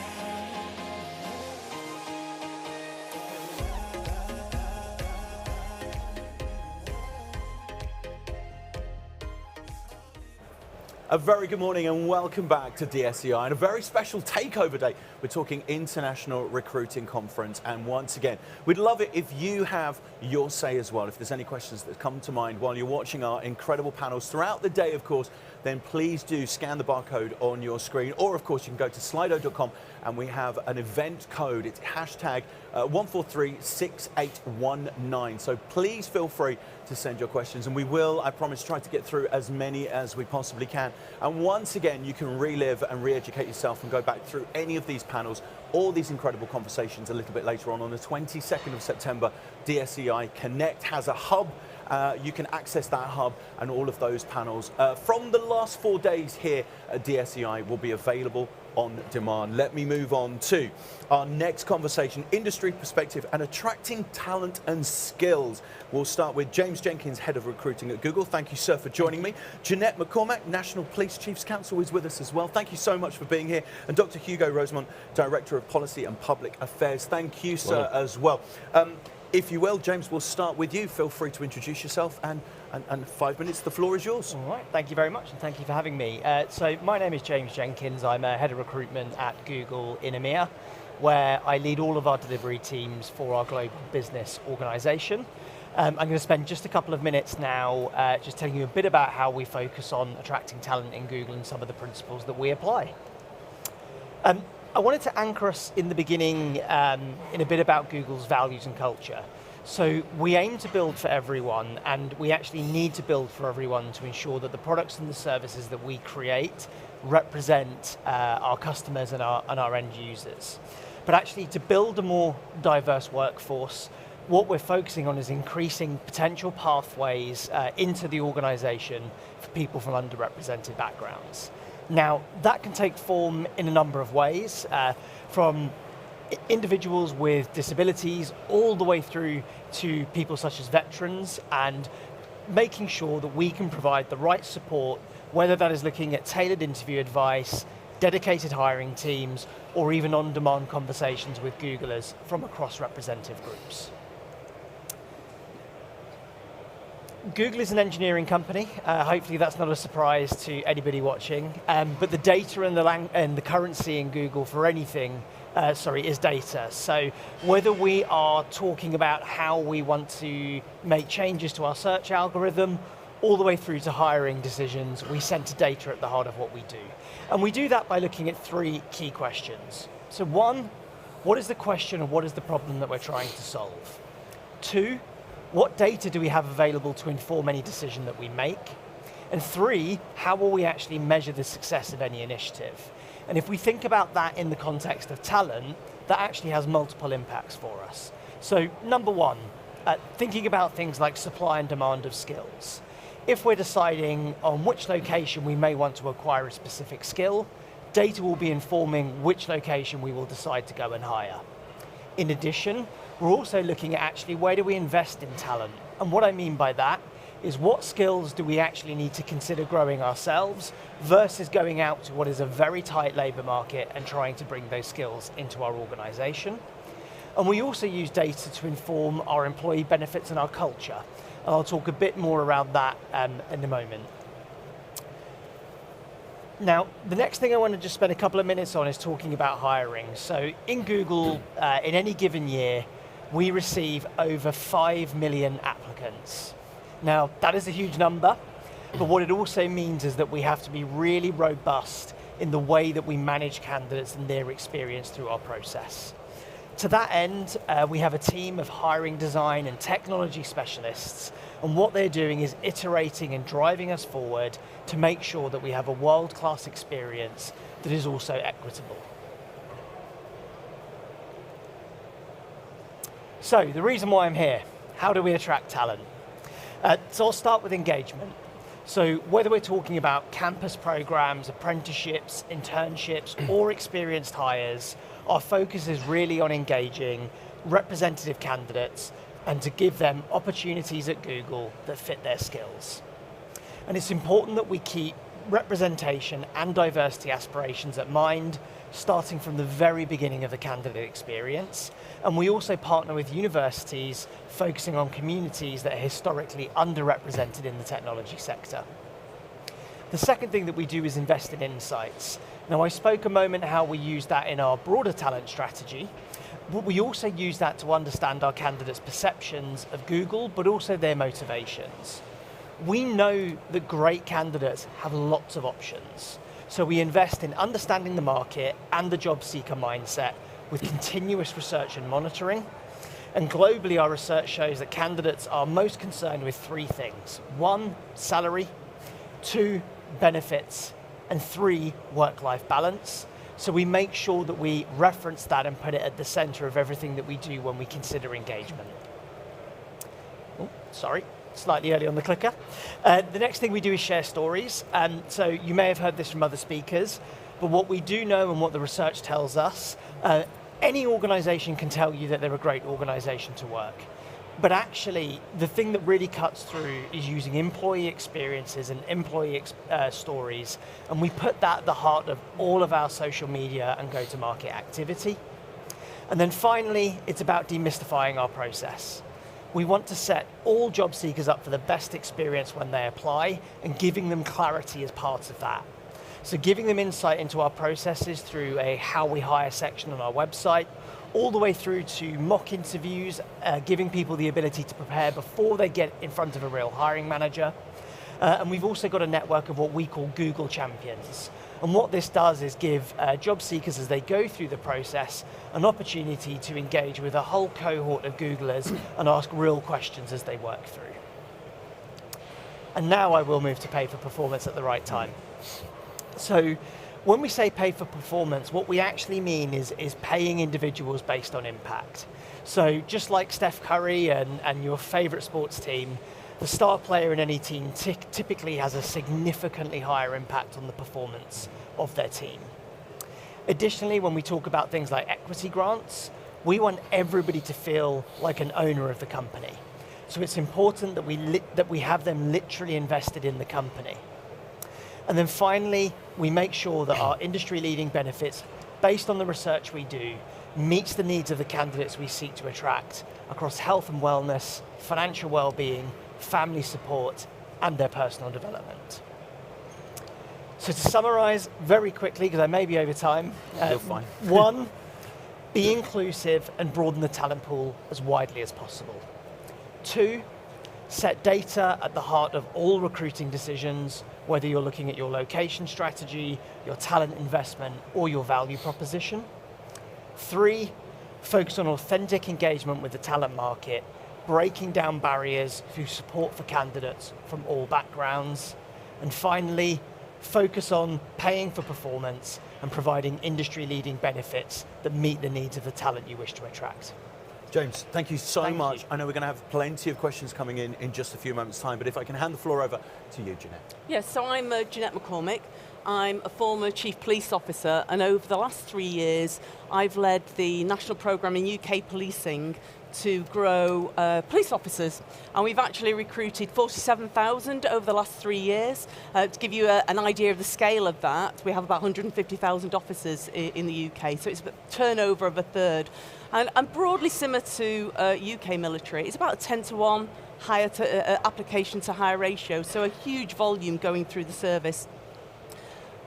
I think to try and again put it in context, we're dipping into that Gen Z market. So it might surprise you that about 40% of our officers that have joined over the last 3 years are under 26. So very much that clash of cultures that was perhaps talked about earlier on. And also about 40% are for graduates as well. So we're dipping into that graduate market. And we're also dipping into the military market. About 6% of all our officers are actually from the military as well. And over the last 3 years, we've really had to deal with some of the issues that have already been echoed today, which are around that brand management. So for those who've not been sort of following UK policing, there have been a lot of high-profile cases and a real deficit in public confidence in terms of policing over the last couple of years. So that's something we've really had to work hard at. And I think we've gone from what I'd call quite an arrogant employer, one that maybe the deli counter scenario, you went up, took your ticket, and when eventually we get round to you in 12 months' time, we'll recruit you, to more of a marketplace where we really have to go out and sell that value proposition. And I echo a lot of what James says about tapping in to the value of the organisation. For us, you know, our research shows pay is not the reason that you join policing, and it's probably a good job. It is about the values. It is about making a difference. It's about giving back. So there's probably some very similar things between policing and the military. You know, one of the similar things is that we're talking about a job that's, well, it's not a job, it's a way of life. You know, you might be on deployment for a long period of time. For us, you know, if you're told to stay on duty, you stay on duty. So you're not just recruiting the individual. And what we've looked to do in our campaign is look to recruit the family, really. The family, the friends, the community, because that has a real strong driver for retention as well. When you've had a bad day, that's the community you're going to go back into as well. Again, some similarities between probably the military and policing and the challenges we've had is perception. And, you know, James talked about that myth busting.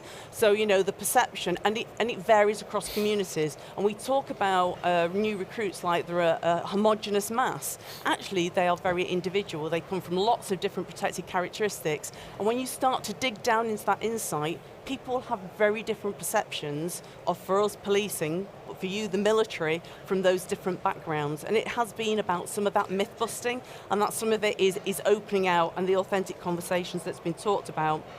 I think probably some of the difference between the challenges that we've had and the military have is we have a 43 force model, so it's a very devolved recruitment. But I think sometimes that's enabled us to give that real candidate care. So when we've been going through those real challenging times, we've been able to make sure we keep that candidate confidence and contact to keep them in the system. There's probably sort of 3 things I'd probably want to just sort of tease out from our learning. The first, that I don't think has been talked about yet, is internal advocacy. We talk about external campaigns and, you know, big cinema and TV adverts and outreach and discovery.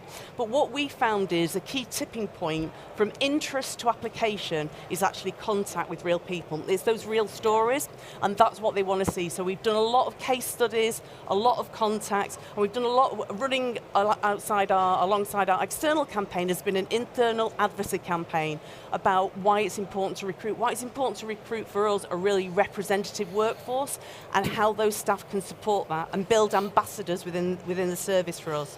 The second one, and I so agree with you, James, here, data, and insight. You can't get enough. We weren't very good at it. We've got a lot better. Who's coming into the process? Where are they coming in? When are they dropping out of the process? And that's not necessarily because they're unsuccessful. And why are they dropping out? But we've done a lot of work about our processes as well.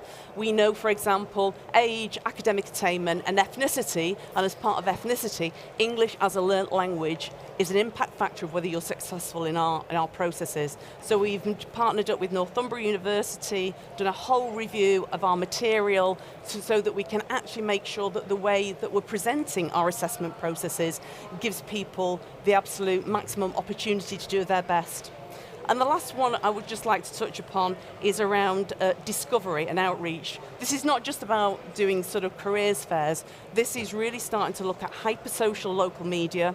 It's starting to look at using influencers. It's starting to have an authentic conversation. And that's not a quick hit. That's a long conversation, and is probably generational. And I think how we use modern methods to actually engage with people is really important, a big learning for us. Fascinating, and again, I have questions already, but we'll move on to those. And first of all, let me hand the floor over to you, Hugo. Thank you very much. Good morning, everybody. My name's Hugo Rosemont. I'm Director of Policy and Public Affairs at KBR. I am 4 months into my role, so at the risk of being overly authentic, I have just been recruited and attracted, and I'll try and offer a few thoughts on that. But really 3 points: a little bit about KBR and what we stand for, a little bit about the context that we've heard about and that we think we're operating in, and then some practical sort of steps, I think, that we've been taking to try and take some, to make KBR an attractive proposition for in this very demanding environment. So firstly about KBR, we're a global defense and energy and engineering firm with around 33,000 people globally. We have 3,500 people in the UK, just to give you a bit of a sense of it. We actually have a British CEO, which is quite a rare thing for a US defense company. And we're here at DSEI also with a new company called Fraser-Nash that has been acquired by KBR, which is a UK science and technology and specialist technology consultancy. So many people in the military community might not know so much about KBR, and I just wanted to get that across. So we have a very broad range of capabilities across major programs and project management of defense infrastructure and assets around the world, including in Britain, but also now with our science and technology engineering base and how we can recruit them. And of course, that's, as has been said, that's not a one-size-fits-all, that's a huge range of talent, and we're in a very congested environment. And that leads me to my second point about the context in which we're operating, which I think we should bring to the industry panel. Of course, we've heard a lot from experts earlier around the environment in which we're operating. I mean, I'd echo that. I've been to this event, DSEI, for many, many years now, and I've been struck, honestly, by not only the number of the big attention through this conference that we're gladly participating in, but the number of panels across the program, across every day, on core aspects of defense and security capability that references this very specific challenge, I think is staggering to me. There have been dozens of references across all panels as to the challenge that both government, military, and also, of course, industry have. And so we've got to make sure that as we approach that, we're operating in a partnership environment. And for those of us like KBR who do support the military, who are strong supporters of UK defence and national security, we've got to make sure that we're partnering with the military to ensure that there are mechanisms that we're not undercutting, that we're having a partnership approach, and that we're doing that. And I think it was mentioned, and I'm now leading into my third point, about some of the ways in which we seek to attract and recruit. And I think for us as a core defense industry player, there is something about being armed forces friendly around very specific efforts to encourage and support those who are moving out of the military at a time that is right for them, and perhaps at a time that might be a transition that they might re-enter the military or indeed policing at a further. And so we're part of that wider ecosystem, and I think it's very important to situate the industry sort of component to this question in that context. This is the UK defence enterprise, and I think a question we all need to ask ourselves arising from this conference, and perhaps senior leaders watching this, is around how we can structure and optimize the public-private engagement that I think is needed. And that encompasses those who have been operating in defence for some time, like the KBRs and others here at this conference, but also, if I may be so bold, the Googles and the wider tech sector to ensure that we've got a really holistic offer. In terms of very specific, because this is an action-orientated conference, and you know, not being a workforce lead, but I have consulted my colleagues. You know, it's very clear to me, and as a recent employee now, it very much resonates with me what my fellow panelists have said around the sort of the values, and it's very clear to me for KBR that it does value its people. And there are some very practical things that I think are done there. It sort of hits at every level, which is a very nice environment to be operating in, which is at the recruitment fairs, it's not just the HR team. We have a volunteer campaign for us as employees to be the ones who go to that. So the business is empowering those and us as employees to do things like this. And similarly, at a very personal level, the notion that I'd be participating in a panel 3 months into a role of this nature and representing, I think speaks to the sort of inherent trust. And I think that's really important about empowering people and taking an interest. And lastly, I'd like to give a shout out for our early career professionals who have been very proactive in learning that they have a policy and public affairs new person in the business, and have been made it clear that they want to work and be engaged in some of our external facing activity, and had the confidence to do that. So we're finding some very practical ways to involve them in our policy work. And I think that's really important that we all take ownership for that as individuals in an organization, so that when you hear that voice in the organization wanting to be involved, it's really about stepping forward and embracing that, because that's all it is in terms of a people business that we're operating in. So I'll leave it there. I'm really excited to participate in the discussion. Hugo, thank you very much indeed. Well, I wonder if we can start quite broadly, and this is probably slightly excluding Google to a degree, but let's go to the defence sector, obviously the policing and the defence sector that we're talking about.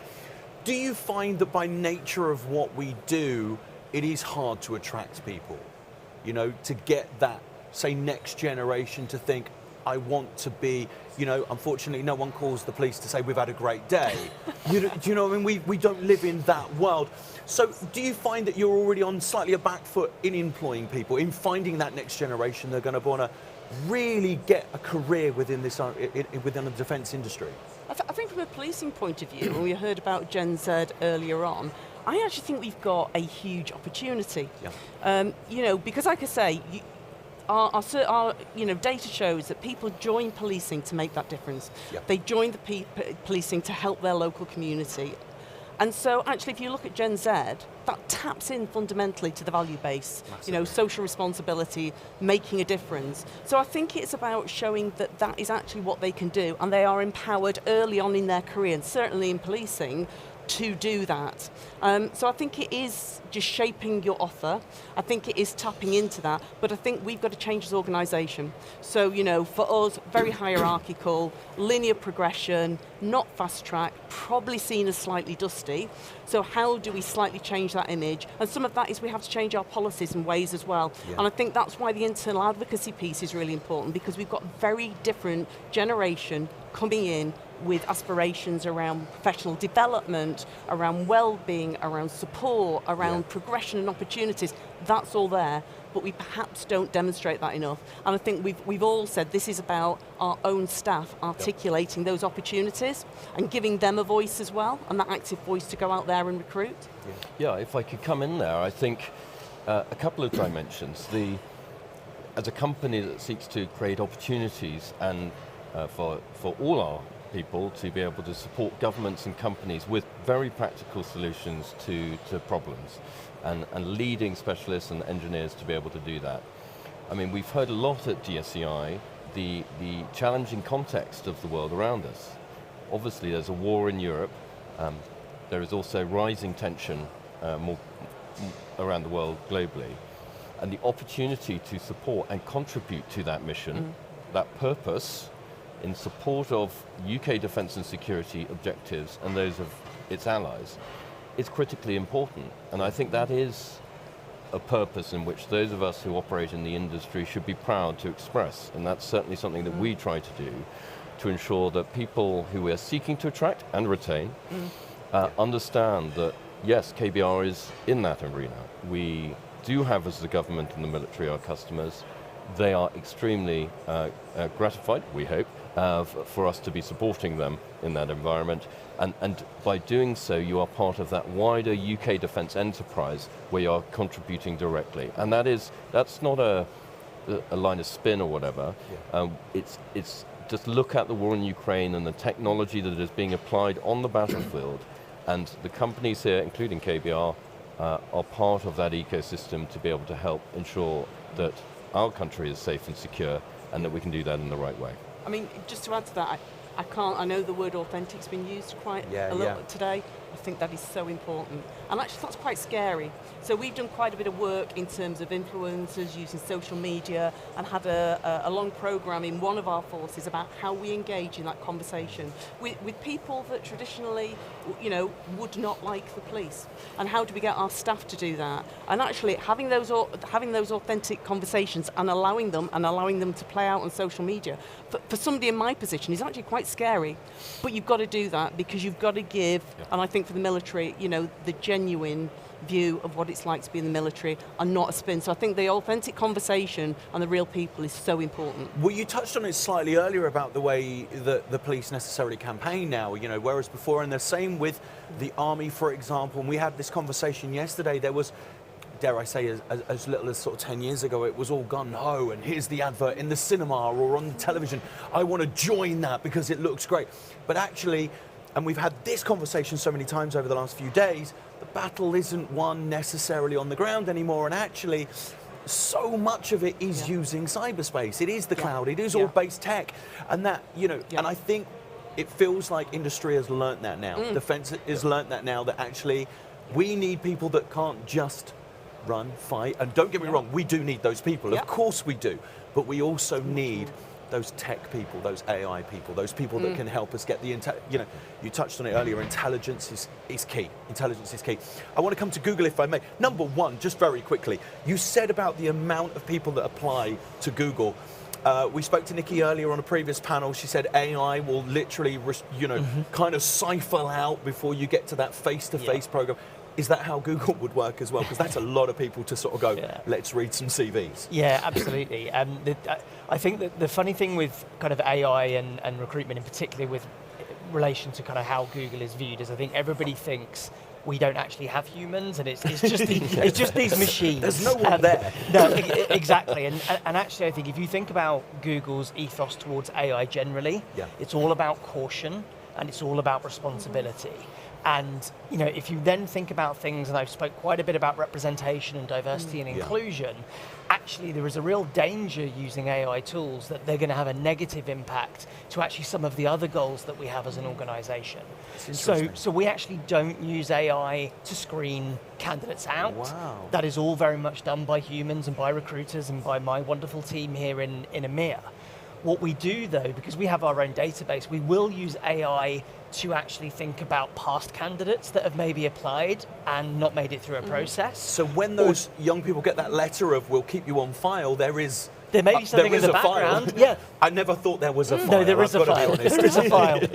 Yeah, that's fascinating. We have got some questions coming in for as well. Question for Google: what data collection techniques do you use through and after the recruitment process? I know you've clearly touched on that a little bit there. Yeah, absolutely. So I think there's two parts to this to talk about. So I think one is in terms of the data. Again, to my earlier point, I think people think we collect everything, your DNA, we've got it all. That doesn't happen. So actually from a data perspective, what we're really monitoring is the efficiencies of our process. Yeah. So as people are moving through the process, and very much what Jeanette said, you know, is there a reason why certain groups of individuals are dropping off? Are we seeing certain manager behaviours? Are there certain parts of our organisation where maybe we're not seeing people move through the process in the way that we would expect? Or even things like time and speed. Are we seeing a level of latency in the process that is actually making people opt out? So that actually for us is the data that we're really focused on through the process. Well, you kind of touched on that, that back in the day it would take, you know, we'll let you know in a year if we get to your application, whereas now, you know, you want to meet those people. Oh, absolutely, and it is the data. So even what you ask for. So we did a whole piece around our application form. So for us, obviously up from, you know, we've got to vet people. Yeah. But if you put stuff on the form straight away, that might be a barrier. So we re-looked at our application form. We used behavioural insight team and, you know, nudge sort of theory to look at how we presented questions, strip the form out. Because actually, that other data we can get later on. And we can do it in a way that makes sure that you tell us all the things you need to tell us and you don't buy yourself by doing that. So I think, you know, every bit of the process you need to look at, and you need to look at the impact of that. And it's really interesting you talk about online, offline. So we saw that we went online obviously during COVID, which was sort of quite a shock for us. We were a very traditional organisation. But actually what we've seen with the data is we're seeing far higher success rates from those from ethnic minority backgrounds. And some of that might be because we've been able to have a different makeup of virtual assessors, and that in itself will have a, you know, an impact on that. So I think it is getting a balance between in-face and online, but there potentially are some benefits that we've seen. I'm going to aim this towards the police, and I hate to go negative, but I think it comes into KBR as well and into the defence thing. You talked about, you know, there's always going to be some tough times for our industry. We're never going to be looked on quite as nicely as we hope. You know, people don't see the work that goes into what's happened, or sometimes mistakes happen, as we well know. Does that massively hinder from the press or what we read about the policing, the army, the forces, the defence sector? Does that struggle? Does that make it difficult to find that next generation and sort of go, hang on, no, this is this? Because next generation, we're all reading our news on our phone. We all read sound bites. We don't read articles. We read 2 lines. Yeah, I think there'll always be the volume. There'll always be the volume that we get, but what it particularly affects is our representation, and that is so important to us. So this is where you have to be, you have to have that candidate care. You have to design all your processes from the candidate's point of view and be really proactive. So if we've got a high media case that's going out, we've got to be honest, there's a deficit in confidence in policing. We've got to address that full on. So we write to our applicants now. We write to our candidates, we do it from local chiefs, from their perspectives. This is what we're doing about misogyny, this is what we're doing about racism. We cannot hide that. And then we do sort of different sort of media. We've done documentaries, we've done social media, inputs on actually talking about those challenges within policing. Because if difference doesn't come in, we won't change. So actually that's what we want. But I think yes, it is difficult. I think you'll always get that volume, but whether you will get the breadth of diversity in terms of thought, talent and representation, I think is the challenge. Yeah, on the sort of military side and how the defence industry supports that, I think it has been a challenge, although I would say that increasingly in times where resilience is needed in the country more broadly, the public and the touch points that the public has within the country on when the military has been supporting sort of national resilience within the borders, as it were, whether it's through the COVID pandemic and the role that the military have played in supporting the response to COVID, which has been critical in setting up the security of the vaccines, whether it's the establishment of the Nightingale hospitals, just here in fact. And so we've seen that increasingly over the past sort of decades, whether it's the London Olympics for so on. So I think as the public sort of becomes understanding of how it is the military, and then further understanding how industry is supporting the supply chain to deliver that effect, I think actually the public are sort of more sympathetic to that. I think they value it enormously. So I think it is for us, all of us in the defence industry as well, to express quite clearly, or clearer than we've done before perhaps in the environment that we've mentioned, about how we are supporting that. We are actually proud to nail our flag to the mast, literally, in a military sense, and to be able to support that. And that in turn, I think, if we're being authentic about it, means that people will realise that it's not just expeditionary operations overseas when that happens, it's so also about our national resilience. I could talk to you guys all day, and it's such a pleasure to have you here, and I'm so sorry we've got to wrap this up. But Dr. Hugo, thank you very much indeed. Jeanette, and of course James, thank you very much indeed. So much more still to come at DSEI and our very special day, International Recruiting Conference.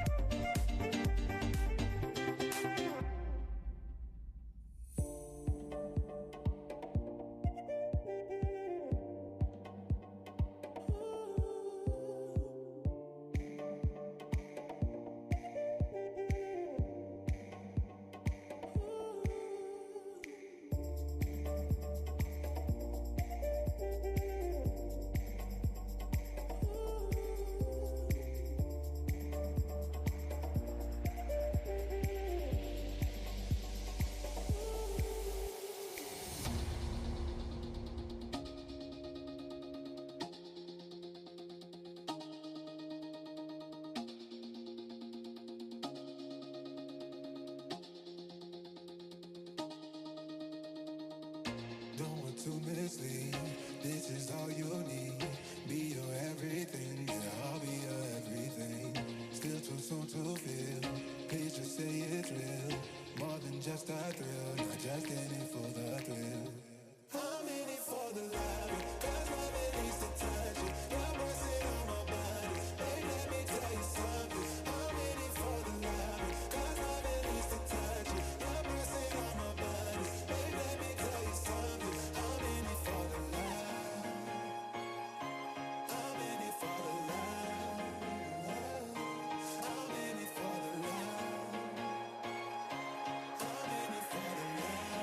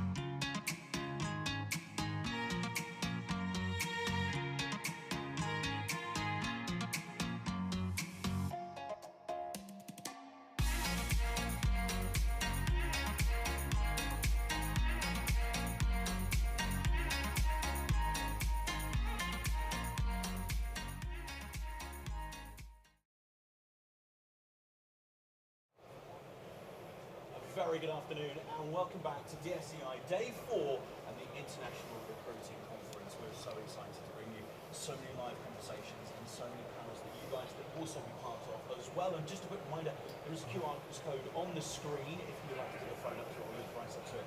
You can then get in touch with us via Slido, and of course if you want to go to slido.com, there is a hashtag to enter the event code, which I should know off the top of my head, but it's hashtag 1436819, and if it's not, that's my PIN number, so please don't use it. But we would love your questions, and this afternoon we're going to start the panel with talking about the British Army's approach to recruiting and the big challenge that you guys face. So joining me, Major Tom Berwick, OBE, and Damien Riley, CEO of Recruiting Partnering Project. Thank you both for joining, and I believe you're going to do a joint presentation, if you will.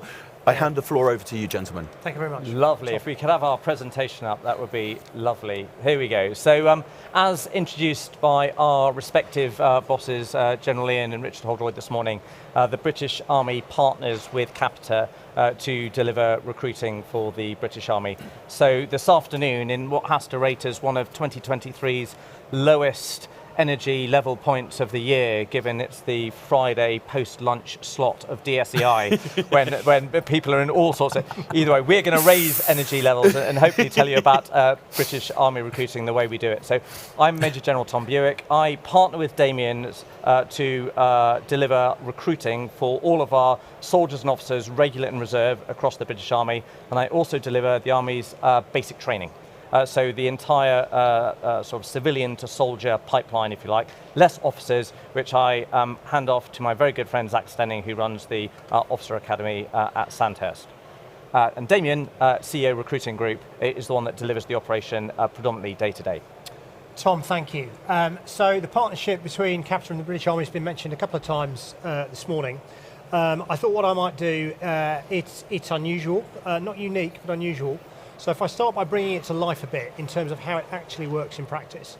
So on an annual rolling basis, Tom will work closely with me to articulate for me what are the forward workforce requirements of the British Army over the next couple of years. What does that look like in terms of the numbers of soldiers that we need to recruit across both the regular and the reserve streams, and also officers and soldiers. And what does that mean in terms of the types of skills that are needed? How many gunners, how many mechanics, and so on. And out of that, what we get is the annual demand plan, and it is then very much up to me, working closely with Tom and our joint team of civilian and military recruiters to bring those people into the British Army. So we run the what we call the attract strategy, which is all of the marketing, the engagement, the getting out and about into the community to spread the message about what career opportunities are open to people within the British Army. I then have a team that run the pipeline, work with the candidates right from their point of initial registration through to handing them off into basic training. And indeed, it doesn't stop there. What we now have done, and this is a relatively recent innovation, is that we have a number of our recruiters working in basic training regiments, really to ensure that the induction into basic training for those candidates is seamless, and that they have all the support they need to make a great start into their career in the British Army. Tom. Great. And so given our all-of-one team approach, we're very keen to sort of work in some form of sporting analogy, especially given the parallels with recruiting and retaining talent in what is a very competitive league. Unfortunately, the debate around which sporting analogy we should use developed sort of more legs than the rest of the presentation. So none of the home nation football teams quite sort of really cut it. Rugby teams, similarly, given the World Cup at the moment, similarly problematic. Cricket, that would have worked. England cricket team doing very well, but most of the people of the audience wouldn't have understood cricket, given the international nature of it. What we really came down to, after some debate this morning, is we should have probably used a photo of the Lionesses as a team that has really generated transformational change, not just in the sort of quality of team that they put out, but really the context in which they operate in, and women's football more generally. But either way, it is a team approach. We partner very strongly. So what you're going to get today is, let's say, a double act between Damien and myself. I'm going to cover a little bit of the context, and then we'll go through, if you like, the key metrics around which we organise ourselves. And that's the attract package and leading into applications, very much Damien's side. Then into the convert space, how many of those applications we convert into basic training starts, very much both of us, and then into training, the bit that predominantly I deliver, and then both of us will wrap up at the back end.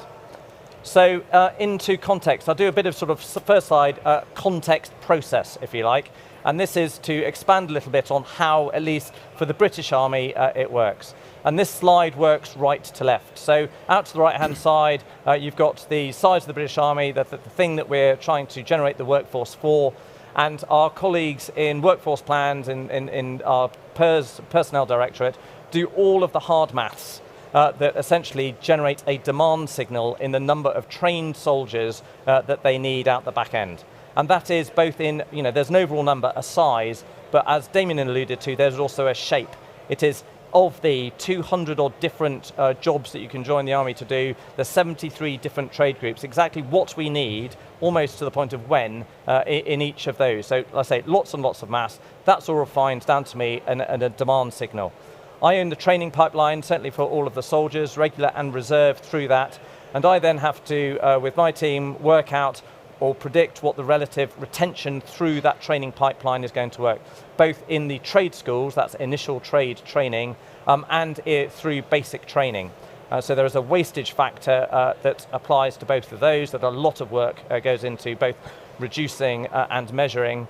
That gives us an overall demand signal in the number of people that need to start basic training.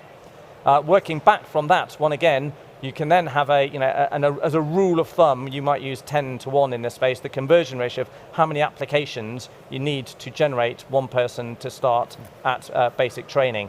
And that gives an overall number of applications that we're sort of aiming at the start of the year, and Damien, through recruiting group, is really working to. So that's the process, and really the bit that I'd like you to hoist on, it's very much a right to left process, which will become a little bit more pertinent later on. Second bit of context I want to deliver is really all about reputation. Now, the first panel this morning, in fact the second panel, the panel just before lunch, again majoring quite significantly on that, and this is fundamentally a super important bit of recruiting that we don't have all of the handles on, and there are good and there are bad. Fundamentally, the Army remains and British forces remain very much in the public eye. War in Ukraine, the coronation, all sorts of things that set the context in which we're recruiting. And there's a lot of good news stories in that. I say the British Army is generally, amongst the British public, very, very popular, lots of interest. But in some of the specifics, there are also plenty of bad news stories out there that generate headwinds for us. So if I were to characterize it, certainly from a very parochial recruiting perspective, it's sort of good in general, but more mixed in some of the specifics. And like I say, that reputation bit gives a lot of the environment in which we're trying to land our advertising campaigns and the broader attract message, which I then hand on to Damien to explain a little bit more about. So, Tom, thank you. Let's dig into the challenge a little bit further, and I think this slide really illustrates it. What you can see here is the 5-year trend in total applications to join the British Army, and what you'll see on the red line is that that trend is going down. And that is something, that a challenge that we know is shared by a number of our allies and partners in other militaries all over the world. I mean, I think a few things driving that, and some of them have been alluded to on some of the panels this morning.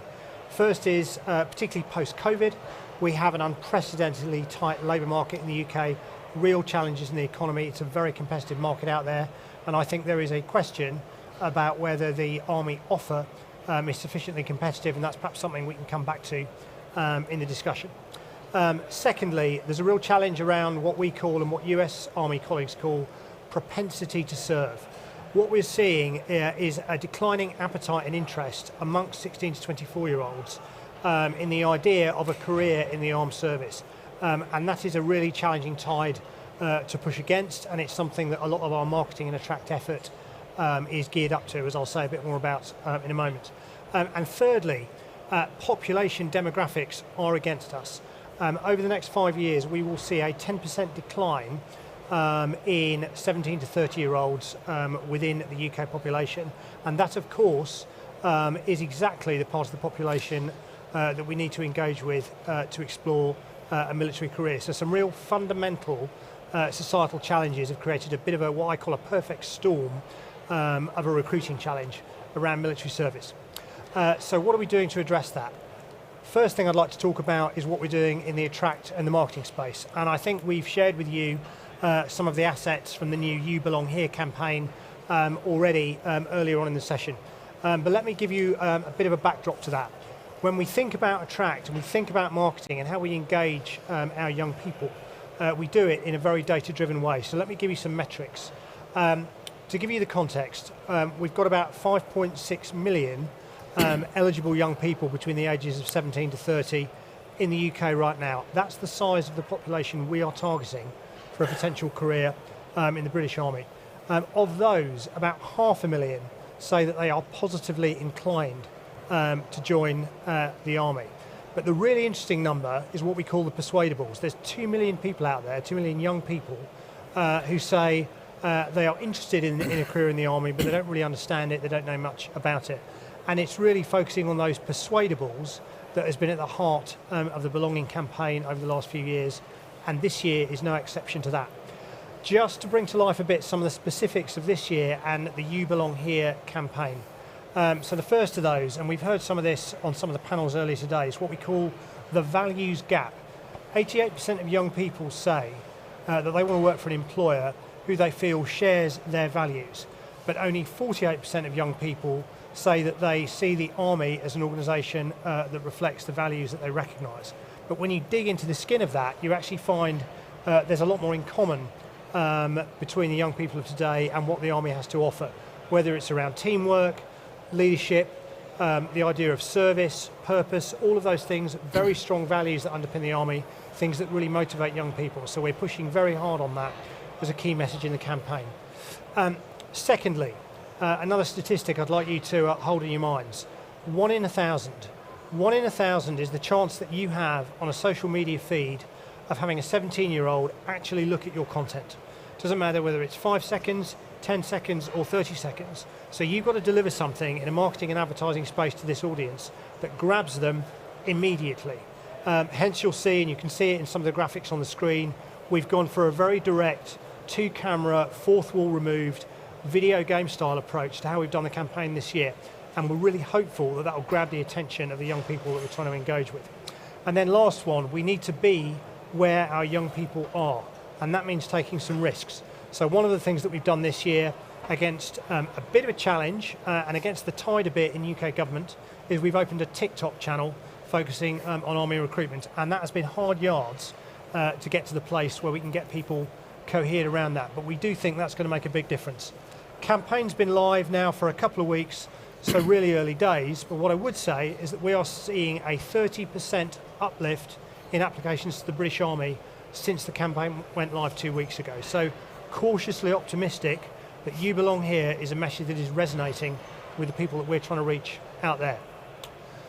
Next thing I wanted to talk about was conversion. Now, if I recall a number that Tom mentioned earlier in his presentation, 10 to 1. It takes 10 applications to get one person into basic training. And that is because we take our candidates through a super exacting process to join the Army. But it is a process that needs reform and needs improvement. So just to bring that to life a bit, the graphic you can see on the screen is a really simplified view of what a candidate has to go through from initial registration right through to what we call load to training, which is they've been passed fit for the Army and we're putting them into a slot in basic training. So just to bring that to life, we lose about 40% or 40 odd of those 100 candidates as they transition from application into the completion of their online medical questionnaire. And that's largely because the technology around it is quite complex, it's not spectacularly well organised, and therefore we're doing a lot of work at the moment to smooth and enhance and improve that candidate journey. Secondly, medical assessment. Clearly it's important that we get people with the right levels of medical fitness into the Army, but that medical assessment stage is a real challenge to navigate through compared to many employers and many other career opportunities that young people have. So we're doing a lot of work in that space to make the process smoother and also to encourage our doctors who work with candidates to apply more refined clinical judgment. And a particularly interesting thing there, we've introduced an artificial intelligence engine into our clinical scrutiny to try and smooth up the process, make it more accurate. And happy to come back to that in Q&A, because I know it's been a topic of conversation over DSEI over the last few days. Last one, we lose something like 20% of our candidate load, even after they've passed and before they go into basic training. So there's a lot that we need to do around nurturing those candidates, working with them into basic training to make sure they stick it and join the Army. So a lot for us to do in terms of improving that pipeline, but a lot of work in hand between ourselves and Army colleagues to improve that candidate journey. Tom. Brilliant, thanks Damien. So once they are loaded to train, they come to me, and you've got the sort of the cog diagram up in front of you now. And broadly speaking, if we're talking, as you look at the screen, left to right, the key metric that I'm overall metric is the retention in training. So how many of the soldiers that we work so hard to recruit enter the training machine at the start and can return and pop out at the right-hand side into the field army as trained soldiers. So that the sort of wastage in training metric is something that I monitor and seek to address, very, very closely. But broadly speaking, that's if you're looking at a sort of a left to right model. What we've actually got, as I alluded to before, is a right to left model, where we determine at the right-hand edge exactly what trade groups, how many people in which of the 200 different sort of roles, 73 different career streams we need. Once we've worked that out, we then work out where they start their initial trade training, and that can be anything from three months to well over a year. And then from that, once we've worked out when they need to enter that part of the training pipeline, we then work out when they need to start basic training. And from that, recruiting group, that joint civilian and military team, go away and recruit to that sort of that start state.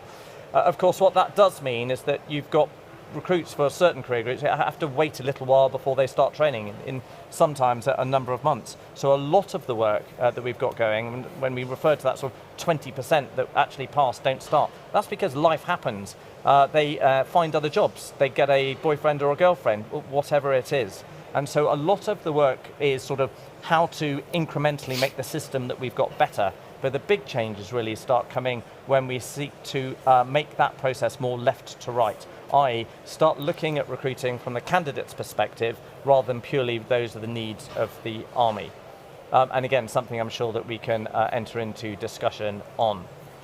One thing I did want to very briefly touch on is the rejoiners debate. And again, we heard from presentations earlier this morning, boomerang careers, the importance of leaving well, etc. And again, this is something that is a bit of a cottage industry, if we're honest about it at the moment. It's really an area where we can generate a huge, there's very significant interest, and we can make it a lot easier. That's making it easier in terms of process, simplify what's at the moment quite a significant amount of bureaucracy. We can actually advertise better, certainly through our veterans networks, and veterans are also hugely important in attracting new talent, which then leads on to making sure our soldiers leave well. Not every soldier is going to stay for, it doesn't matter if you're serving for 4 or 40 years, leaving well, because the chances are you're either going to come back or you're going to be part really of telling a good story about what it is to serve in the Army. That's really where we wanted to leave it in sort of the key metrics. So as we start to wrap up, I'll probably look at Damien to start. Tom, thank you. So as I reflect on the nature of the recruiting challenge into the British Army, really I'd summarise it around 3 areas. I think first of all, there is a compelling case to look really hard at whether the offer is as compelling, as attractive as it could be to young people. And indeed the Haythornthwaite review of incentives in the armed forces, which has just been published in the UK earlier in the summer, very, very strong on this. It's not just about pay, it's about living conditions, lived experience, skills acquisition, career flexibility. I think those are things where the armed forces are probably at the moment behind the curve relative to some of the competitors in industry that we are competing with. So I think a very strong case to look at what more we can do to augment the offer. Secondly, on the attract strategy, we've got to be bold and we've got to be prepared to take more risks, both in the content, but also the channels that we're using. Remember that statistic I shared with you, 1 in 1,000 chance of being noticed in a social media feed by a young person, and you've got to be in the right place to be noticed. We are delighted to be on TikTok, but the fact is that Be Real is outstripping the growth in TikTok at a rate of something like 3 to 1 since that platform came to life in the last 12 months.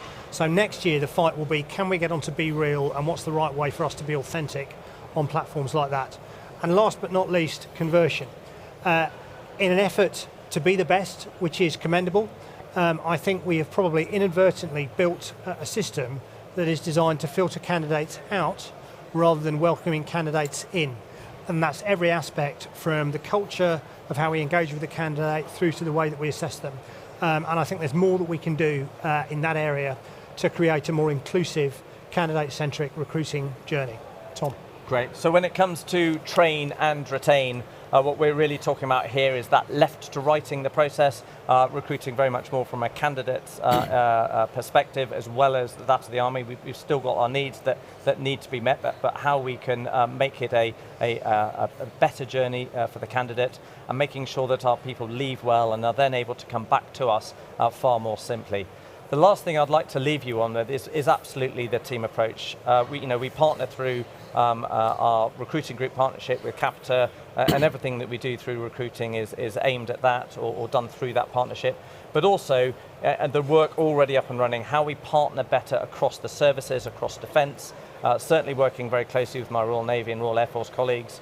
We've got the Armed Forces recruiting programme just around the corner, so that's forcing the hand, but we're not waiting for that in order to get on with that. So lots of work going forward there. So I don't want to sort of leave with a negative. It's a hard environment, but my goodness, there's a lot of work going in, and actually the numbers at the moment are looking very positive given where the latest campaign has got to, of course not without its headwinds. But I think that's probably enough from us talking, because that we leave a bit of time for questions afterwards. We have so much to delve into here. I'm going to start, and I'm going to try and keep this as positive as possible, because I want to ask you on that conversion, that 10-to-1 conversion. Now that's a huge drop in conversion. Let's be honest, there's 10 people want to join the Army, only one makes it through to basic training, if I'm correct on your thing. Has that changed since the kind of TikTok, that platform, and finding that new, you said that, people are wanting to seek out the Army, almost 30% more, for example. Has that ratio dropped from 10-to-1? Is that smoothing out now? So I think what we've seen, if we look back over the last 3 to 4 years, the conversion ratio has been somewhere between 10 and 12-to-1. Right. What we have seen over the last 6 to 12 months is a gradual downward movement and an improvement. And I think that is to do with a combination of we have very aggressively looked at every step in the process, worked out, are there things we can remove? Are there ways we can get information from the candidate later in the process so that we can make the earlier part of the process easier for them to engage with? Yeah. I talked about medical. Yeah. We've introduced the AI engine into clinical scrutiny, partly to reduce the time it takes our doctors to filter through thousands and thousands of pages of candidate medical records. Yeah. So there's a lot we're doing, and indeed at the back end, working closely with Army colleagues on making the journey from an assessment centre pass into basic training quicker, because often that can be quite a big chunk of the elapsed time. Sorry, I wanted to jump in, because one of the great advantages of having across my ARITD, Army Recruiting and Initial Training Command, we do have recruiting and basic training for soldiers, and I say I work very closely with Zach Stenning at Santes. So we do have that whole pipeline. So it should be an area of strength for us to smooth that pipeline out. And a chunk of that is, the expression that we tend to use is finding our fit. There's a huge amount of interest in joining the Army. Yeah. Actually, we get a really good number of applications. The challenge is for those applicants is helping them find where, amongst those 200 different roles, 73 different careers, where it is that they will find their place and where they feel that they will belong. And for a lot of candidates, not just that there is a job here for you, it's no, we really want you. And certainly when we get into some of the diversity statistics, that sort of journey, it's the fact that we really want these candidates. So yes, they're interested, it's converting that interest into first an application, and then what part of the Army they want to serve in, so that you can get them to the start of basic training. I think that's a really big fundamental point, because I think a lot of people, and again we touched on this when we spoke earlier, there was a point before when advertising, promotion, marketing was the Army was only this. Looking on the outside in, for a young person maybe leaving school or college or whatever, kind of goes, well, that's the Army, and that's all we know, and we're educated from cinema or whatever. But there's so much more. You mentioned how many jobs there are in the Army. So it's that filtering into the right place, the right home within the Army. But that's a very difficult thing to do in itself. Certainly. Well, and okay, I'll hand it to. We're very used to doing this, where we do the same job. We've got, in the regular space, it's from real youngsters, 17-year-olds, all the way up through early 20s, late 20s. In the reserve space, it's everyone from 18 to 48. So really different audiences. But fundamentally, there's a chunk of the Army that is the fighting part of the Army that everybody tends to think about. That's not all the Army. There's a huge plethora of roles that just as important that we really need people for. But is that marketing? Is that, is that now that you have that TikTok platform to sort of go, there is so much more to the Army? Yeah, I think there are two aspects to this. So one is we use our social media, our marketing, our advertising capability to just expand people's sense of, what are the options out there and what is the art of the possible in an Army career. And it's about getting to that that group of 2 million persuadables who are kind of interested, but they hadn't necessarily really thought about the Army as a career. And it's really those people that we're focusing on as part of the Belonging campaign. Alongside that, it's about the ability of our recruiters in recruiting offices up and down the country working closely with military colleagues to demystify the Army as a career, because the first thing you learn when you take on my job, and I've been doing this now for 2 years, is I thought it was about joining the Army. But actually, there are 75 career choices, 75 trades. So it's what trade do you want to join?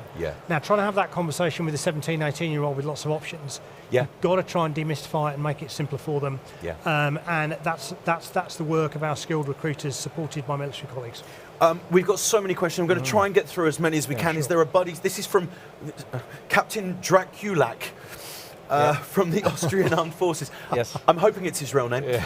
Is there a buddy or mentoring system for young soldiers? Surveys conclude that there is the possible need of this for Gen Z members. So, I mean, there is that new generation coming in, and there's that kind of need for support. So this is where, through Recruiting Group, it is a mixed capita and military workforce. And while the capita team will broadly run the process, it's the mentoring that our military colleagues in that process do. So this is to demystify, but really help candidates through that journey. And there is a world of difference between a 17-year-old girl who wants to join the Army Foundation College at Harrogate, will need a certain sort of mentoring, to someone in their mid-40s who wants to come into the Army Reserve in a super specialist role, etc., etc. So we need a breadth of mentors in order to be able to deliver that. And that's certainly where, when we're looking at some of our target audience, especially, for instance, female applicants, that essentially they need a different sort of conversation to male applicants. So I mean, we're trying to work with the grain here, but this is really where the military colleagues who are in Recruiting Group, that's where they earn their money. There's a fantastic panel that we had just yesterday with women joining the armed forces, particularly in the Army, which is well worth rewatching if you get the chance on the 22nd when we make that live. I'm going to try and get through a few more of these if we can. Sure. How important is the brand and reputation of the Army as an organisation to young people? I think you kind of touched on that a little. I think it's absolutely critical. I mean, if you cast your mind back to that chart that I showed of application numbers, and you could see the spikes and the troughs over the 5 years, we can tag those spikes and those troughs to events in the public domain. So during the coronation earlier this year, saw a big bounce. When we had some of the more difficult headlines at the turn of the year, we see a decline. So our application volumes, levels of interest, registrations track very closely to what we see in the Army in the public domain. And where that's positive, they go up. It's negative, they tend to go down. So that would suggest that that's really, really critical. It's an interesting thing, though, because the mainstream media plays a massive part in this anyway, and as we gentlemen discussed earlier, we read in headlines now, we don't actually read the full thing anymore, so we take that and think that must be what's going on. And this is something that we share with all organisations. I mean, the panel just before lunch, talking about the police, we work very closely with our colleagues across those sectors, but if the Army is in the news, or quite frankly, if conflict is in the news, that's broadly, we get more applications. Forgive me, the Canadian Force, and we're running out of time. I want to try and throw a few more at you, if I may. What is the timeline from application to departure for basic training? It can be as quick as 30 days. Wow. Or it can take 9 months. 30 days is unusual. Okay. And we need all of the stars to align. I think we've managed to do that only a few times. Yeah. But it is often between 6 and 7 months, and that is something we need to work on speeding up. And the key metric in all of that is medical scrutiny. That's the big chunk of that, of getting people's primary healthcare records from their GPs into the army to be then looked at, interrogated, and before people can move on to assessment centres. So our work with the NHS, our work with GPs is a really key part of shortening that journey. Gentlemen, we have 1,000 questions, and I wish I had the chance to go through them all with you. We could talk for days, but we are going to have to wrap it up. Gentlemen, Brilliant. Thank you so much for your time. Thank you. And once again, please do go back and revisit all of these panels online for the International Recruiting Conference here at DSEI. For the final day for 2023, use that QR code, and do join us in just a moment for so much more from DSEI.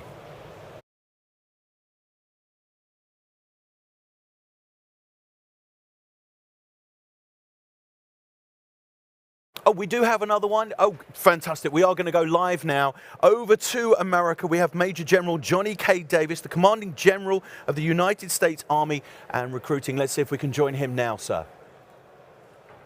Hey, sir. Good morning. Can you hear me? We can hear you loud and clear, sir. Well, first of all, I've been listening to the discussion. It's been eye-opening, and many of the things that we are dealing with, certainly our brothers and sisters across the world are also dealing with, and hopefully I'll try to explain that. But first of all, good morning from Fort Knox, Kentucky, United States Army Recruiting Command. Good afternoon to our brothers and sisters in the UK, and good evening to those who are listening across the world. Sir, I have about 4 slides, and I think the comments that I'm going to share will not be to the audience, I don't think will be new, but certainly I'll try to share that. So if you want to bring our slide up. And sir, let me know if you see it. I believe. Okay. Of course, this is our cover slide, and really highlights the scope and scale of the United States Army, from our female armor lieutenant in the bottom center, medical, our airborne, and of course our ground forces and snipers. We have a very large organization, and we're going to just certainly highlight. And of course, Be All You Can Be has been rebranded. It's back. This is what brought me in as a young high schooler when I had a Be All You Can Be poster in my bedroom growing up. And when I'm from Wisconsin. And it was just awe-inspiring every day to see it and really see the rebranding come back. So slide, please. So when I talk about the United States Army recruiting, I mean, I'm just one aspect and one service of recruiting. But when you think about the scale of the United States Army, so I have 8 recruiting brigades across the United States and the world, 44 battalions, 256 companies. I have over 9,000 recruiters, both Army, regular Army and Reserve. That doesn't include the National Guard. So that just gives you an idea. We're located overseas as well: Hawaii, Puerto Rico, Virgin Islands, Germany, Japan, America, Samoa, South Korea, Guam, and Italy. When you look at our recruiters, the photos you see in front of you are the men and women who are actually in United States Army Recruiting Command and where they're posted and where they're from. What I love to highlight is that these great soldiers, when you look at them, and it's not unlike any of our other recruiters across the United States, they're about the 10-year mark in service, 10 or 11-year mark, and if you really look at it, every single one of them has a college degree. So our investment in our future has been, that's our brand, that's who we are. We invest in you, our nation invests in you, and we just want you to crush it and succeed in life. So just wanted to highlight each of some of our recruiters. So let's go to the next slide. All right, so this is, I know it's just a few comments here, but what I like to share is, we're seeing the same things that everyone else is seeing across the world. So when we talk about the conversion rate, we look at it as a contact to contract timeline. So just let me give you an idea of what that is. So from the time we meet a future prospect at a high school or in the labor market, from that start to the time we get them contracted and off to basic combat training, can range anywhere from 70 to 100 days.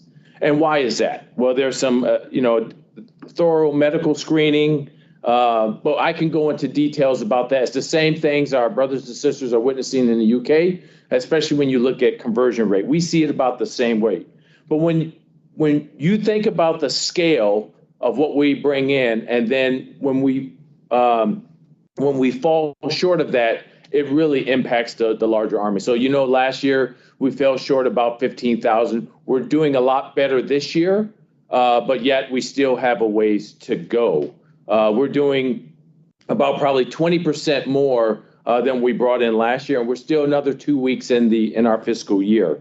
But when you think about the issues, and I've talked to thousands of recruits, I've talked to parents, I've talked to local leaders, I talked to mayors, you name it. I've been all over the United States. And what we're seeing and the feedback we're seeing here in the United States, of course, is when the U.S. economic is strong, well, we see recruiting is just a little bit more of a challenge. Because why? Because our men and women, our 17 and 24-year-olds, have options, and life happens. And so you see this war for talent and this fight for talent because every business, whether it's private or government, wants the same wonderful talent. And so we're all fighting for that. So one of the things I like to share that we've seen, and I don't know if my brothers and sisters overseas are seeing it, but when we went through the COVID pandemic, of course, there were school closures. And when you talk about school closures in the United States, especially high schools, you're talking about 14,000 high schools. And so some of these high schools were closed for a year, year and a half, some as long as 2.5 years, depending on where they are in the States. Well, let me give you an idea. Not having our recruiters in those high schools has really created an access and an awareness and relatability issue. And we're starting to learn that now as we get back into the high school. So the awareness and the relatability, without that recruiter there to answer questions, what they receive it all, what's informing their decisions about service could be in the media, could be social media, could be a lot of different things. And I think everyone else will agree with that. When you talk about youth less motivated to serve, we talk about propensity. I think there's a bigger issue to that. I think propensity's always been low, depending on our veteran population. But in our case, when I was a young 7 or 8 year old, I would spend time with my grandfather, who was a World War II vet, and in his garden. But more importantly, every homeowner on Palmer Street in Milwaukee, Wisconsin, was also a World War II or Korea vet. So that has decreased over the years. Again, our Army was very large. We had 8 million serving during World War II, but that's not the case now. So that veteran population, I think, provides that helps with the propensity and sharing their military service story. So I think that is something that we're working through. And of course, over the years, the shrinking eligibility. So I think everyone is talking about the medical eligibility is decreasing. And what I mean by that is, there's like asthma, pulmonary, eyes, all the different ailments. And I think they're increasing, obesity.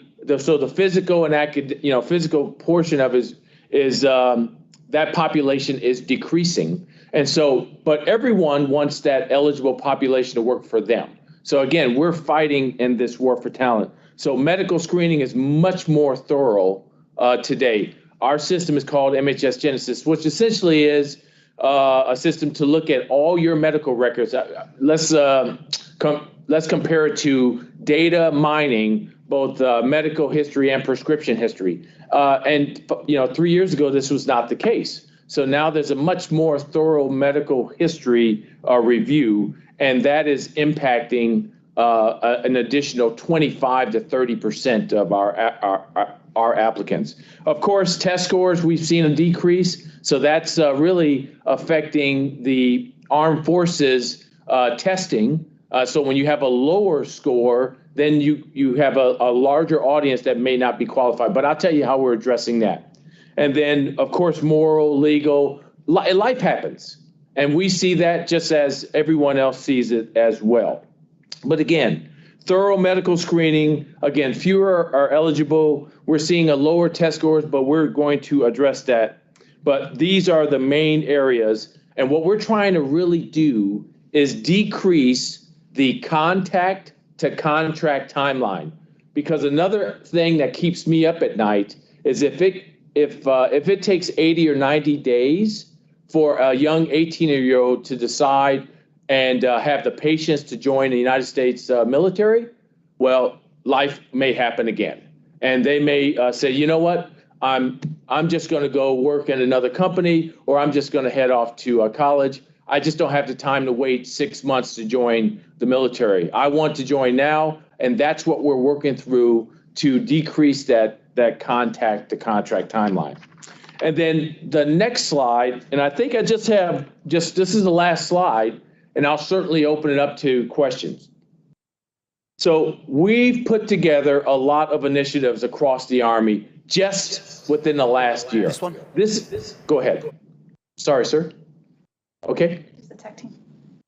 Yep. So bottom line, we've put more initiatives in place, and we're not complete over the last year than we have in the last 25 years. And like what I'm highlighting in front of you is to address this problem is not easy. It's complex. And you can see all of the aspects that we are addressing from facilities. So I have 18 or 1,600 recruiting stations. Some of them are in the same place, but the population in the market has moved. So we have to get smarter and figure out where the market, the qualified market is, and move there. And so organizational and training. I've changed the entire curriculum of our Army Recruiting College. Why? Because in today's environment, how do we relate with the current, qualified market? We know that, I have teenagers, they spend a lot of time on social media.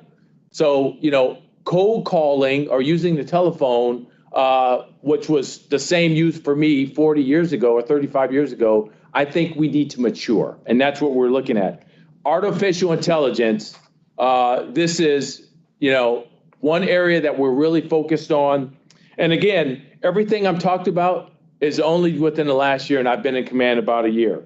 And other initiatives in the bottom left, soldier referral program. We're asking our current soldiers, because retention is at an all-time high, to help us refer those friends, family in their local communities who are interested in the United States Army. And what we'll do is if they qualify and ship to basic combat training, we will promote them 1 grade. So that's a huge boost, and we've really seen some benefits from that. About 22,000 referrals already just in the last 6 months, and about almost 600 contracts or soldiers who have already shipped, and then we have another 2,000 in the pipeline. And in the upper right, we've changed the way we invest in our recruiters and their families, that quality of life.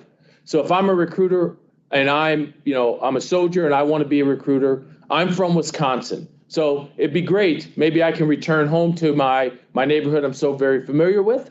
And so we want to work with you to get you to a place, you and your family, across the United States or the world, that would be a benefit to you. Instead of saying, hey, we need you here, I think we can go a little bit farther and place you and your family in a location that you prefer.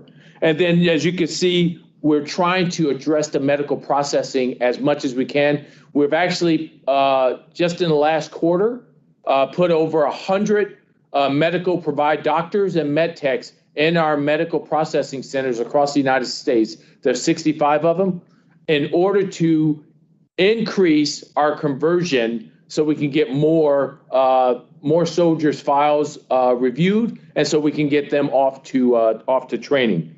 And then bottom, we're really surging in those markets that are yielding great benefits for us in terms of recruiting. I'll tell you, the Southeast is where a lot of our military installations are, and we've seen some increase Florida all the way up to Virginia. But we're also seeing an increase in California, Texas, and of course, Washington. You name it, we're seeing increases, and we're moving our wonderful recruiters to those locations. And all of this has helped us really increase production by about 12%. And what I mean by production, I talk about we bring in between 200 and 300 soldiers every day into the United States Army. Just to give you an idea of the scale, every workday between 200 and 300 citizens out there ship and join the United States Army. So I will stop right there, sir. I'm sure there's a number of questions,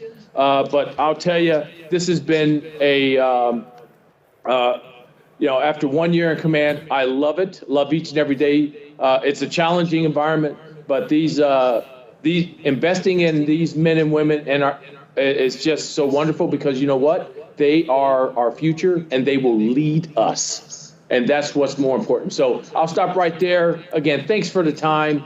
And I'd love to answer any questions. Major General, once again, thank you so much for joining us at DSEI here in the UK.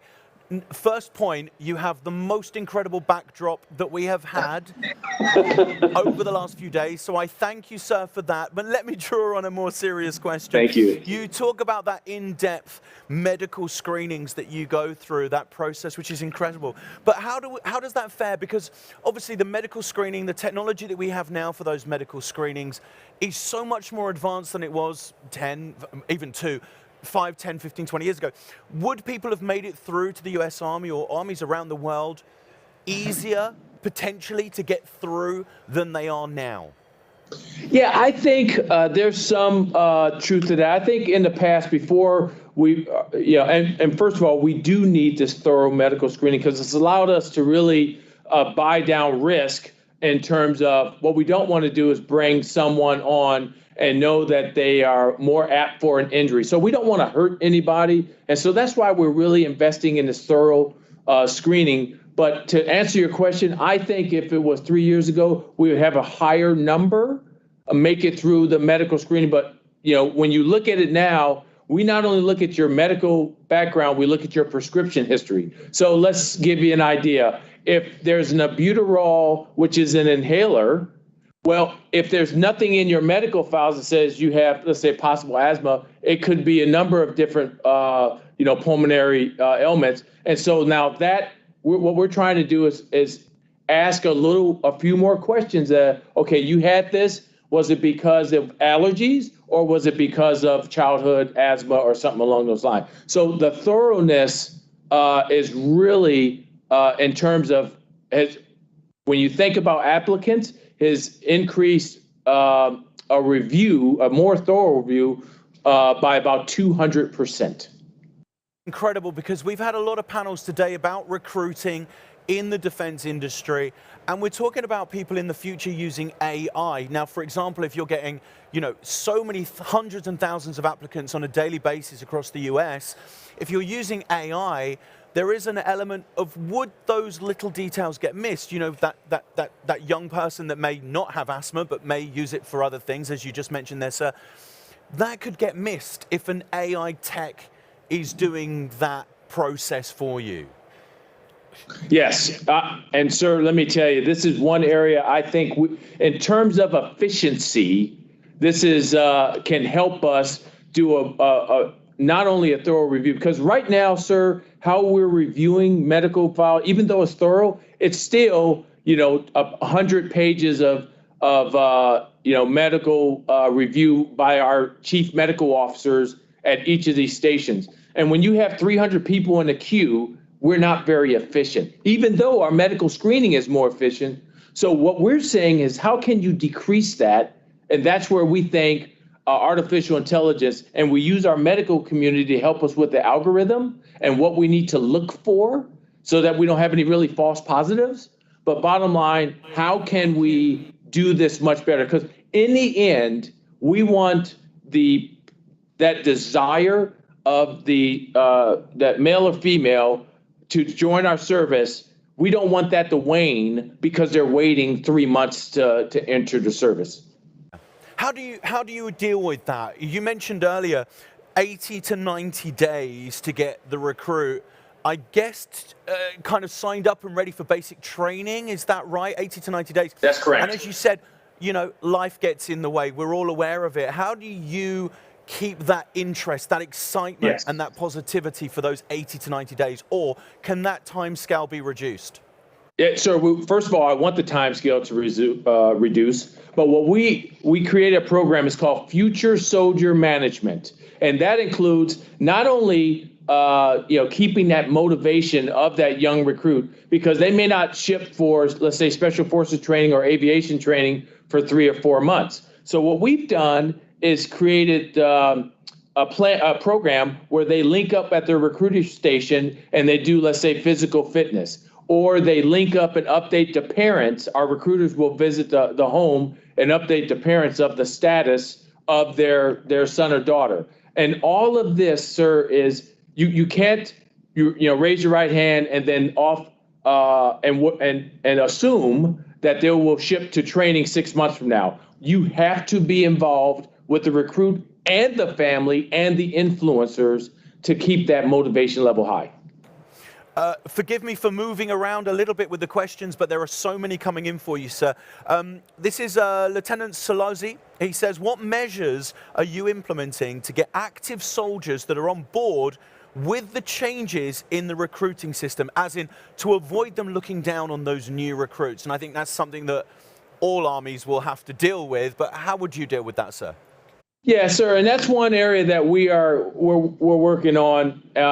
We don't want anybody to look down, because those recruits, believe it or not, they just like 30 years ago, as I was a young buck, out there. But why I stayed in is because I saw this investment by those senior to me to keep me going, and so we're trying to create a culture where this investment, instead of looking down or treating them unfairly, this investment is what's going to yield us a much more powerful Army. But we are working on that, just like I think all the services are around the world. Absolutely. What one thing would you change, if you could, that would help improve the progress of the application from training to start? Is there one thing that was within your control, of course?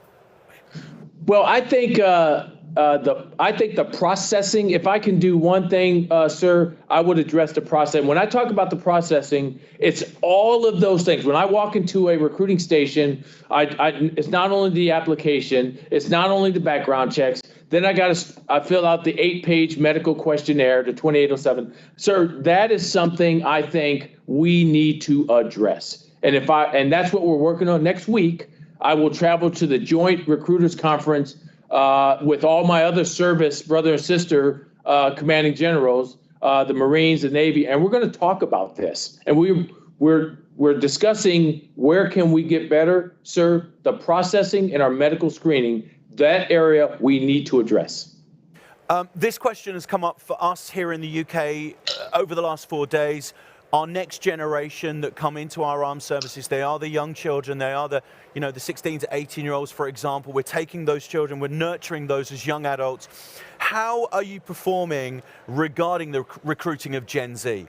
We talk about them being in a different, how dare I say, generational the way they are generationally is very different to just one generation apart, even 2 or 3, yes, which our armies, we're recruiting those. So how yes, do you deal with that new generation? I hope I'm wording that as politely as I possibly can. No, sir, this is a great. So what it's how, when I look back, I'm sure when I was a young 18, 19-year-old, I was looked at as a generation that was challenging. And so I fast forward, and when I see this generation, what I actually see is myself. Now, we have different, again, there was the technology and how we've advanced in the last 30 years is a lot different than what I deal with, when I was 18 compared to an 18-year-old today. But, sir, to be honest with you, I've talked and listened to them and gotten their feedback. They are just like us. They just see and receive and inform decisions based off of information probably a little bit differently than we did years ago. So that connection and sharing that with them, I think it's caught their attention, and that's what we're doing in terms of our education with our recruiters. Been talking, and again, a lot about this over the last few days, and we've discovered that a lot of it is making a conversation. It's having a conversation. It's idealizing with those children, those young adults that are coming in, and understanding their needs versus the needs of the Army. Thank you so much for your time. I just want to draw on one more quick thing before I let you go, if I may. Here in the UK, we have not long launched a TikTok to kind of really engage with that age group. What are the US Army doing? Have you got something similar? Yes, sir. Well, first of all, I have an Instagram. We are on the social media via Facebook, Instagram. I think I have 40,000 followers. I'll follow you, sir. And so, bottom line, I try to share. What I don't highlight myself. I highlight soldiers. I highlight the Army. I let them see, because that's the platform that they are visiting. Like I said, I have teenagers. They love it. They say, "Hey, Dad, I saw you," or "I saw you with some soldiers," whatever. So that is how we're connecting. And we have recruiters with the same type of connection. They are very, very active on social media. Some of them, because face-to-face is important, but that what they've done is unleash their superpower, and their superpower could be social media. And I'm like, all do it and connect with this population. So yeah, we 800,000 followers. If you can follow me back, I'd be grateful. I'm kidding. So thank you so much for your time, Major General. We really appreciate it. And you still do win the award for the best backdrop on Zoom so far. It's been an honor. Thank you so much for your time, sir. God bless you. Thank you very much indeed. And of course, you can revisit all of these at DSEI Connect. 22nd of September, we are going to have a very short break, and then we'll be back with more from our recruiting day here at DSEI.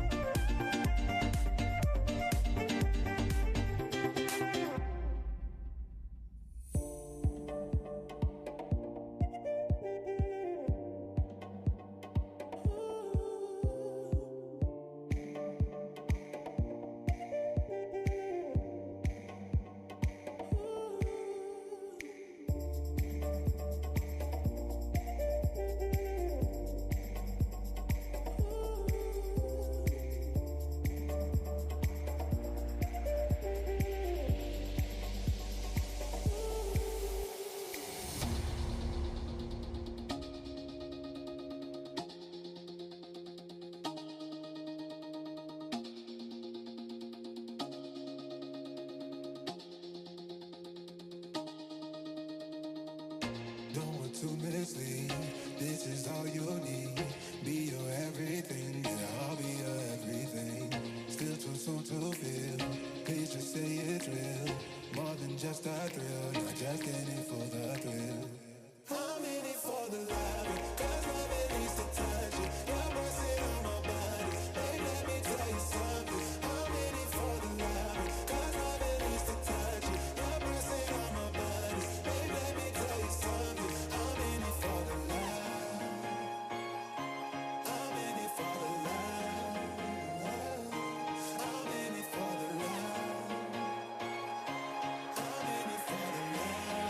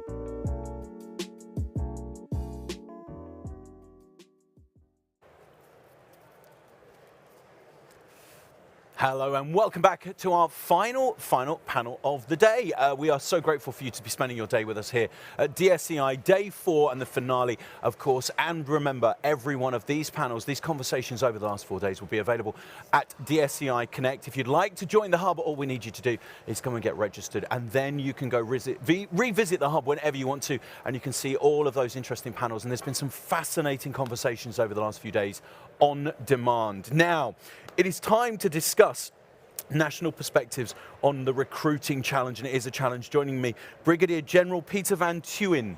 Tuin? I think it's brilliant. Actually, it's pronounced Van der Tuin, but nobody can pronounce Dutch names. Peter, it's a pleasure. Yeah, thank you. You did try to teach me just before. Also joining us online as well, please welcome Captain Stephen Kutler, Federation Army Personnel Management. Thank you so much for joining us from Germany. Hello, sir. Colonel Mayuki Yahata, thank you from the Federational Office of Personnel Management in Japan. Hello, sir. Thank you for joining us. And Lieutenant Colonel Hubert is with us as well. Gentlemen, thank you very much indeed for being part of the panel here this afternoon. We appreciate your time. We're going to start by having each of you introduce yourselves as we go and give us a small presentation before we take questions from everyone on Slido from around the world. And just to remind you, of course, we have people from all over the world as part of this final panel. So if you can please keep your questions applicable so that all languages can understand, as everybody around the world is now part of DSEI. So we'll start with you, Peter, if you will.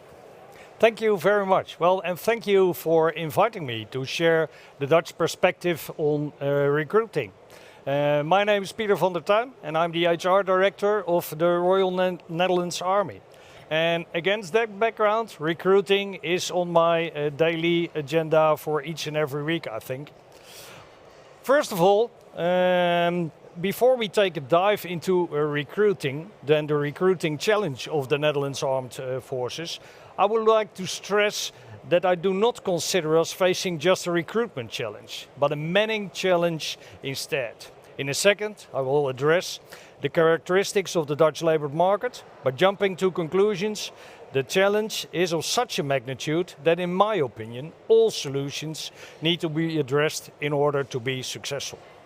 On a conceptual level, the solutions are threefold: reducing the outflow, increasing the inflow, or just simply reduce the amount of people needed. And where the latter is the most technology-driven, recruitment and retainment can be influenced by all of us. As this is a recruiting conference, I will limit myself today to that subject. But first, a few general observations about the Dutch labour market. A number of employment market characteristics mentioned this morning can be observed in the Netherlands as well. We also face the increase in trainees not meeting Army physical requirements. And also we have a younger generation seeking career, cause and community. However, there are a few specific characteristics I'd like to share with you. First of all, the Netherlands has a historically low unemployment rate of 3 to 3.5%, which is even lower than I heard this morning. We have a mismatch between the profiles of unemployed individuals versus job profiles, resulting in the first time ever a ratio of 122 vacancies for every 100 people looking for work in the Netherlands. Next to that, we have an aging population. An aging population where 1 in 10 employees is 60 years and older, and in some civilian-dominated army workshops, 25% of the workforce is 60 plus, and will leave the army within, let's say, 5 years.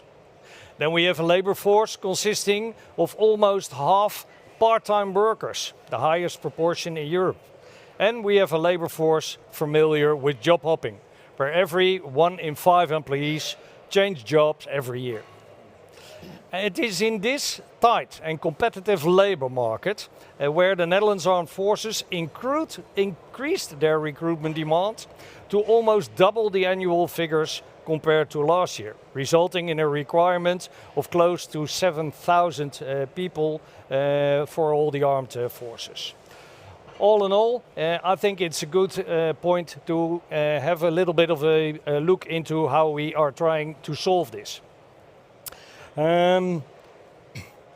First of all, if you talk about recruitment, then I think the Dutch approach is more and more a combination of a centralized and decentralized efforts. Because centralized efforts are needed to improve our consistency and coordination between branches regarding recruitment initiatives, and it guarantees equal selection standards. However, from a decentralized perspective, nobody can better enthuse potential candidates than the operators of individual units. And as we see, the commitment to recruit is way higher if your own unit benefits from your recruitment efforts. As we say, distance leads inevitably to remoteness. So we have incorporated decentralized recruiters at the brigade level, closely cooperating with the individual unit commanders in order to optimize the manning percentage of the unit. However, as I stated before, the issue of manning is of such a magnitude that all lines of effort need to be exploited. Therefore, we have, I think, some interesting initiatives as well. We created a comprehensive employer brand and recruitment campaign for the armed forces called Generation D, as you see in the top right corner of the slide. It predominantly targets young people who are digital natives and focuses on the mindset needed for joining the armed forces, a mindset of doers, of thinkers, of go-getters, of sharers. Words in the Dutch language which all starts with a D, so that's where our campaign is based on. Next to that, we have developed decentralized selection centers in order to facilitate candidates close to their future units. And we try to reduce the gap between the candidate's appointment and their first day of service. We used to lose a lot of candidates due to that time gap, sometimes leading to months without communication. We invested in pre-boarding and developed mobile apps for candidates, providing them with the opportunity to prepare for their first day of service. Another initiative is that we connect early on with target audience and close by doing so more the gap to society. For instance, by offering up to 450 academic students per year to work as a military student beside their bachelor or master program in our Defence College program. And last but not least, something akin to a real paradigm shift. The start of an initiative which translates to service year, as you see in the right down corner of the slide. A service year is a year in which people between the age of 17 and 26 can serve in the military on a voluntary basis. This program was launched last week by our Deputy Minister of Defence, Mr. Van der Maat, and will quickly grow to at least 1,000 new colleagues annually as of 2026. The first indicators show good results. The cohort that started last week was way overbooked, and the prospects for the first cohort of 2024 are good as well. There's more to say, but I think I should keep it over here and totally ready for all of your questions. There will be plenty of questions. Thank you, sir. Some fascinating things that we can delve into there. But let's go over to our next speaker and introduce Captain Stephen. Stephen, are you there, please, sir? Yeah, thank you very much. I'm here. I hope you can read me loud and clear. Loud and clear, sir. Okay, perfect. Then I will start my presentation. And besides that, I'm responsible for the recruiting part in the German Armed Forces. And I also and the opportunity to take part in this conference. We are really interested in the exchange, and 2 weeks ago we already had been in Japan for a personal exchange with perspective on the same topics we are discussing today. Let me start my presentation. First of all, I would like to give you a short brief about the way we are structured our recruitment. Our personal management exercises functional and content-related control of personnel recruitment of the Bundeswehr. To this end, I have the branches policy, exhibition and event management, career advice service, and requirement-oriented advertising at my side.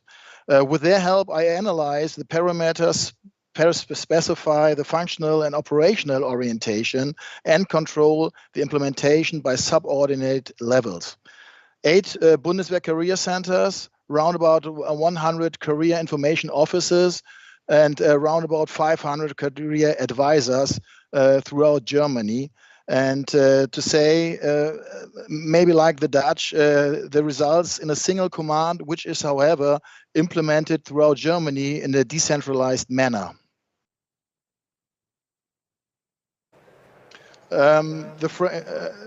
Sorry. I think the challenges are more or less the same like the ones we were already presented. So I just would like to focus on two aspects which are vital for our focus in Germany. First, the armed forces are in some way like a mystery for the target group. We always call it like a black box. So we operate behind the barrack fence, and the public does not perceive the professional image of a serviceman, servicewoman to the same extent as in other professions, among others, hairdressers, craftsmen, and police officers, and so on. Second, who are the applicants? They are more and more diverse. They are not only school leavers, they are interested persons with an academic background entering through the side door, and experienced professionals who want to change their occupation. They must be addressed and convinced, and we see more diversity, also their attitudes concerning particular requirements. Their physical fitness is changing, their psychology resilience is lower, their wish to be employed is different. So these are all things we have to take in account to focus the challenge to recruit the people.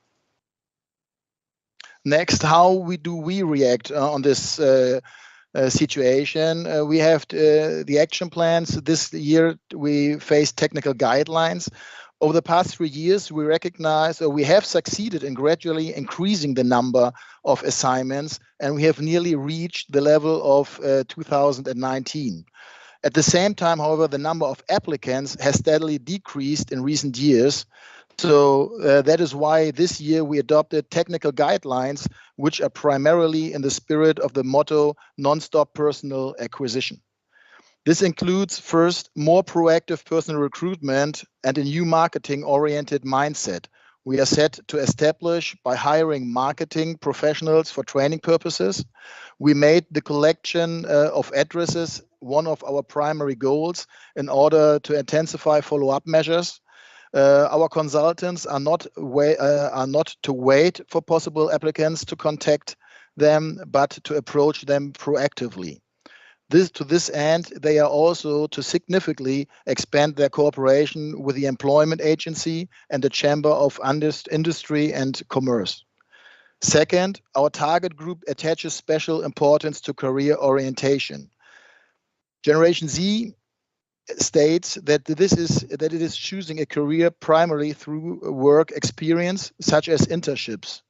We are not only making increasing use of career camps, events, specialists, fairs, and career lounges, we are also putting our focus on improving centers for troop visits and centralizing internship offices in cooperation with the military organizational areas. Third, for the Bundeswehr career centers, we issued guidelines to meeting the most urgent personnel requirements for the military organizational areas.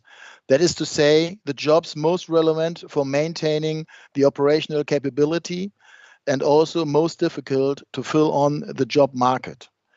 In 2024, it's just a draft so fast, but we intend to stay on course as the measures taken will have an increasingly positive effect in the course of the year.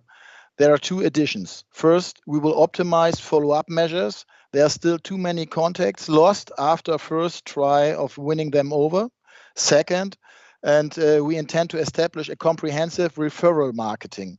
In the spirit of the motto, recruited by comrades in arms, we have to build up our team of 500 career advisors to a team of 240,000 comrades in arms recruiting peers.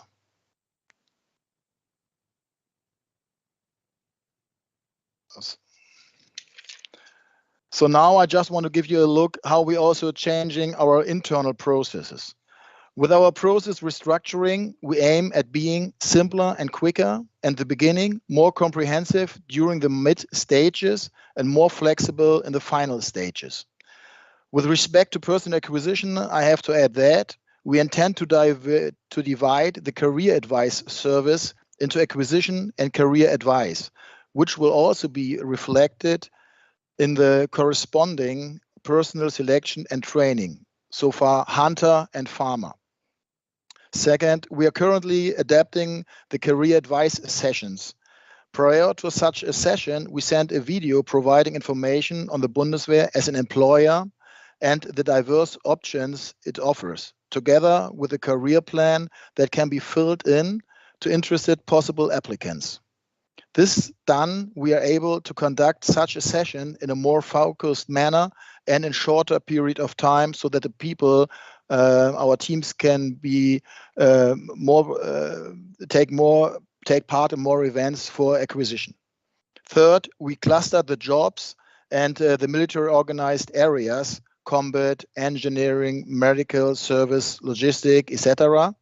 This must also be reflected in the assessment so that in the end, the assessing personnel has a broader range of options to offer in order to provide the best possible match for the applicant.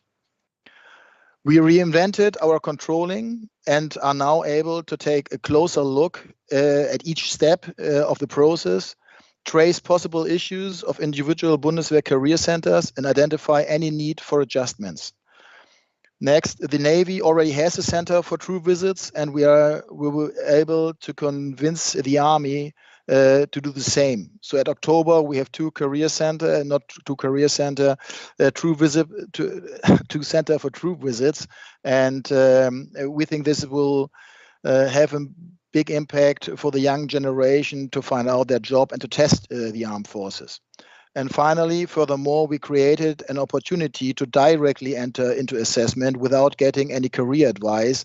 Now that's what I call some kind of fast lane. The videos will also be used for this way. With respect to assignments, I have to add that we are currently debating with the military organization that every applicant can come into the armed forces whenever they want, and that they are not that we do not have to wait until the proper training is available. So they should better wait in the armed forces than waiting at home and giving other companies the opportunity to grab them and to get them into their companies.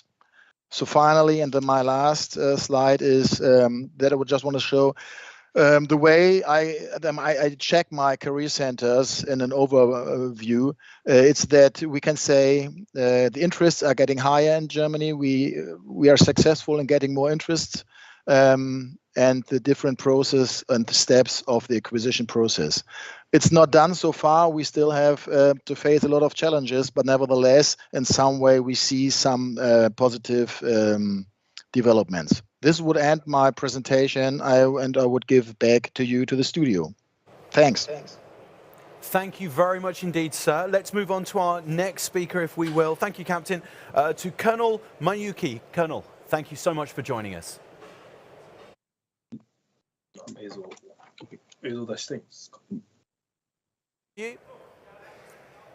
Okay. Hello, sir. Hello, can you hear me? I can hear you loud and clear. The floor is yours, sir. Thank you. Good evening. How are you? My name is Mineyuki Yahata, Chief Recruiting Staff of Japan Ground Self-Defense Force, Japan Army. I'm in charge of finding out young people, making recruiting plan and controlling these operations. And thank you for inviting us, and it's my honor to have a chance to exchange ideas with excellent experts here. In Japan time, it's late at night, and my team members have already left the office. But I'm glad to finish this presentation while my boss is sleeping. Anyway, now recruiting is really tough mission in Japan. Declining birth rate, business prosperity, diversity of youth, job market post-COVID, various trends are compounded and making situation complex and complicated. There are many reasons and many answers. So today, an overview from the standpoint of PR and advertisement. Please show the next slide. Next. Thank you. As you know, Japan is the top runner model of aging country. A warning to everyone. Declining birth rate is really a nightmare. Additionally, there's a famous anecdote in Japan. I'll tell you that it's young people these days are horrible. Of course, every generation has been doomed all over the world. Either way, recruiters have to get along their traits or characteristics. Now our recruiters are focusing on flexibility. Our target audience are using digital tools naturally, focusing on diversity sensitively, again self-fulfillment dreamingly. And simply, young people are not easy. Everyone is different. Next slide. Okay. Before explaining our efforts, I should introduce the operational environment. What is unique to Japan? The present Japanese constitution prohibits to maintain any military forces other than defense use. And memories of World War II have instilled in people some negative images to military things. Then, recruiting activities may require some consideration or awareness. So we usually use soft image rather than macho image. To appeal to potential applicants and their parents, we show a wide variety of services and job categories. I'm sure that most efficient way is to explain by a recruiter individually. Therefore, recruiters need to improve their knowledge and skills. So we have set out the seminar annually. Then we carry out PR activities such as utilizing digital tools and explaining our consideration for diversity, emphasizing the stability of the military life and so on. As something unique to Japan to encourage people's interests of serving, we often use manga or anime characters. This is all for my presentation. Thank you. We take anything from that, it is that young people are horrible. Thank you, sir. That was fantastic. Let's move on, if we can, to Lieutenant Colonel Hubert. Yes, sir. Hello, sir. This is Lieutenant Colonel Hubert de Quirocourt from the French Army. Can you see my slides? I have you. We can see you loud and clear, sir. Okay, so I am from the recruiting service of the French Army, and I lead the marketing office, which means my mission is to find young people and convince them to come to our recruiting centers, which are the CIRFA. So first of all, our mission, so it's written on the slide, is to guarantee the Army a qualitative and quantitative recruitment. I think it's very simple. I will emphasize that I am in charge of the Army and only of the Army. Navy and Air Force, they have their own recruiting services. So we have decided to decentralize. Each service has its own recruiting service and recruiting mission. Next, so we think that we have 3 steps in our mission. First of all, to generate interest. My colleagues have spoke about Generation Z, and I won't add anything because the French are like all the other young people. So we have to generate interest. We know that this generation is very sensitive to the interest and to the values of their occupations or their jobs. So we work in a very complex, competitive area, and we have to generate interest from the youth. Secondly, once they have opened a file in the recruiting center, we try to motivate them in order to keep their interest and to keep them into the process. And I don't know if I have to be I think I have exactly the same problems that all the other officers we spoke about with the young who are leaving the recruiting process. And of course, we have to support them. This is our third step, because we have to realize that army is a very new world for them. They really don't know it very well, and they have to be guided in order to make the better choice, the best choice for their recruitment. It's not so easy because they have they have ideas about what they want to do, but they're not so aware of what they're going to find in the army. So the 4 main principles for recruiting. First of all, a serviceman recruits a serviceman to be. We don't delegate the mission to a specialized civilian office. We think that recruiting a new soldier is a duty for the military, and it's the same for my colleagues of Air Force and Navy. I really want to keep that into the military area. Second one, I told about that. A soldier recruits a soldier. We think that we have our identity, and I'm not able to recruit an airman or a sailor. Third of all, we have a very dense territorial network. We think that all the young people in France between 17 and 30 years old have to live less than 1 hour from our recruiting center. I have a map after, you will see that. And fourth, we have a very centralized decision process. The decision is taken in Paris, in my office, not in the recruiting center. The recruiting center is there to help people to prepare, but the decision is centralized. I'm very interested about what the Dutch said, because we are going to experiment a decentralized decision process in order to give more decision to the battalions. We're going to try that in the upcoming months. So the process is quite a waterfall. We start with an initial audience with around 9 million people. Around 9 million men and women between 17 and 30 years old are our target audience. And at the end, we want between 15,000 and 16,000 signed contracts. So you see the waterfall here. So the challenge is to keep, when we have 70,000 appointments in our recruiting center, to keep all these people in the process in order to have enough candidates in order to fulfill our recruiting plan. So, and my last slide is about our network.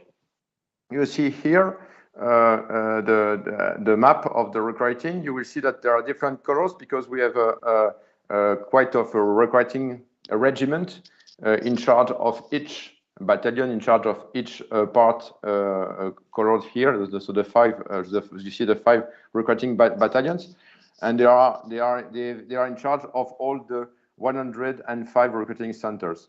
We have 7 centers overseas. You see them. You see the islands here at the bottom of the map. I will focus on overseas. The ratio of recruits coming from overseas is really higher than the ratio of the population of these territories relatively to our global population. So we have a lot of young people from our overseas territories who join the army. And we also noticed that there are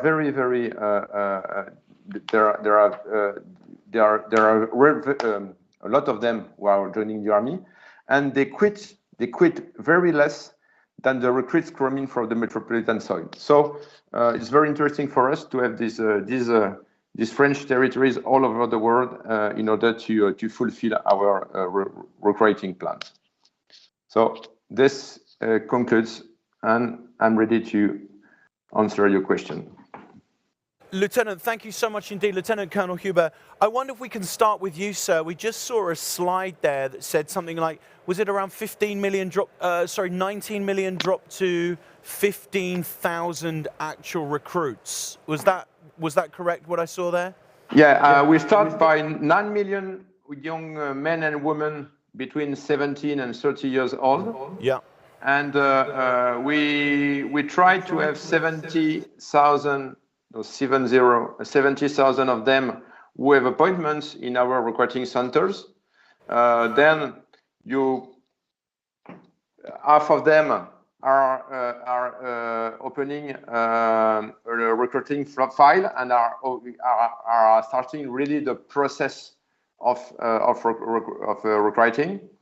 And at the end, we managed to recruit between 15 and 16,000 of them in the army. Wow. I mean, it's a big number to start with. Is there a way of keeping more of those? Is there a way? Is there a process where they can go into other parts of the army? It's a big interest versus what qualifies for what's needed for the army, for France. I think it's one of our biggest challenges. We have our world is very complicated. We are all people who are working in the human resources, in all the branches, the services, but all the factories, everywhere. It's very challenging. So it's not so easy to keep them in the process. So one of our challenges is to keep them in this process. But we know that we will never succeed in recruiting everyone who open a file. Not only because of the medical requirements to join the army, but also because there are a lot of jobs all over the country and even all over the world. Because you know the use of together, they can travel everywhere and all over the world. So it's not a problem for them to change, and they will change, in fact. I wonder if we can go to Japan and ask. You must have again millions of people that are interested in a career in the armed services here within Japan. How do you keep their interest from that signing up to basic training? What do you do to kind of not let those people drift off? Because here in the UK, we say that life finds a way. They start to travel, or girlfriends, boyfriends, and they move away. How do you keep them with that interest, sir? That's a very difficult question for me, for all of here. And if you have some ideas, please tell me. but we think it's important for referral recruiting. Referral recruiting is one of the key, and one of the most efficient way of recruiting. But now we don't have bonus system. If I were a millionaire, I would donate them. and now we have 10 million of people target market and 70,000 applicants through 12,000 contract only. And we lose 10% of them in basic training. So that's a very big program for Japan too. Yeah, I mean, it's a big number. Let's go to Germany if we can, sir. Captain Stephen, what about you? How do you deal with that new generation that's coming forward, the Gen Z, and the different natures from the new generation to, say, our generation? How do you find that process of nurturing them into basic training? Yeah, quite it's challenging. I tried to show up in the presentation that we put a lot of emphasis in analyzing the generation and to try to adopt our standards to them. That means we recognize they are not able to deal with too many informations during the talks with our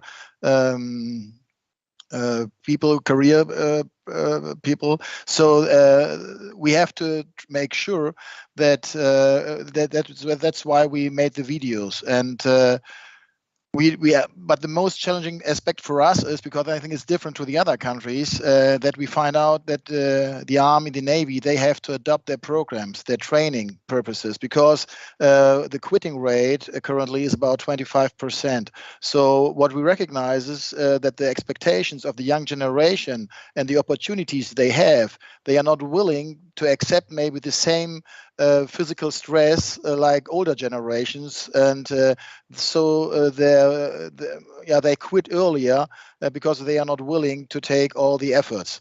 And that's something we have to talk with different sections, because they have to adopt, from our point of view, their programs. We are talking in Germany about some kind of onboarding, so where that you prepare the young generation for the military service, that you make sports events, that you make that you slow down the speed for coming into the armed forces. But that's really challenging, because the different the aspects we have to deal with as the requirement sections, that the different sections and their training purposes are not matching currently that way we would like to them. Question has come in for you there, sir, about what you did differently in your marketing. You said in your demonstration there that you had an increase of applications by 10%, which is fantastic. What did you do in that marketing that was different, that really enforced that extra application process? That we do not wait. And I think in former times you had a lot of applicants who came by themselves. But now I want to make every body of my teams to be a hunter, so that they go proactively outside, make events, make challenges, and approach the people on the street and in schools and wherever possible, and then to make a lot of contacts and addresses and for follow-on talks. So that's what we put a lot of emphasis on, not to wait, and to proactively approach the young generation, as well as the ones who would like to change their jobs. I think it was already mentioned that the people, I think in Dutch it was, that job hopper, they change their attitudes, and I think we have a lot of good things to give, and that's what we try to show out. Thank you very much, sir. Let's come over to you then, Brigadier General. You talked about this incredible thing that you said has just started, 1 year, almost voluntary. It's almost like a taster. It's almost like a taster. Is this the career for you? Yeah, it is. We spoke in the last half an hour quite a bit about optimizing our recruitment system. Yeah. Key question, of course, is whether we as recruiters will be successful by only optimizing our system.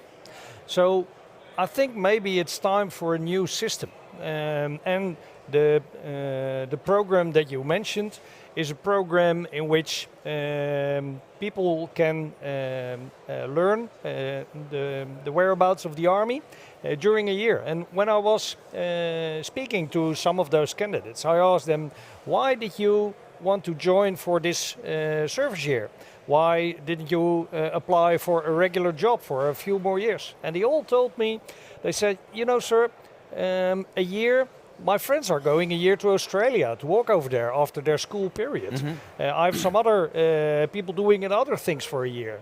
And I want to be in the Army to contribute to the security of our country, of our partners, and also find out whether it's something for me in order to stay. And from the last year, more than 80% stayed. So 80% stayed. So that but how did that differ from the application process that you had beforehand?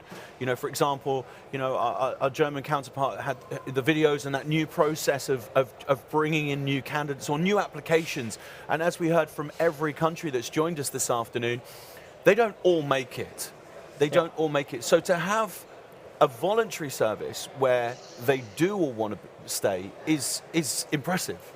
Yeah, you know, it's I must say it's not a Dutch idea. So it's an idea that was presented by the Nordics. Mm-hmm. So Sweden and Finland have very good experiences with that idea.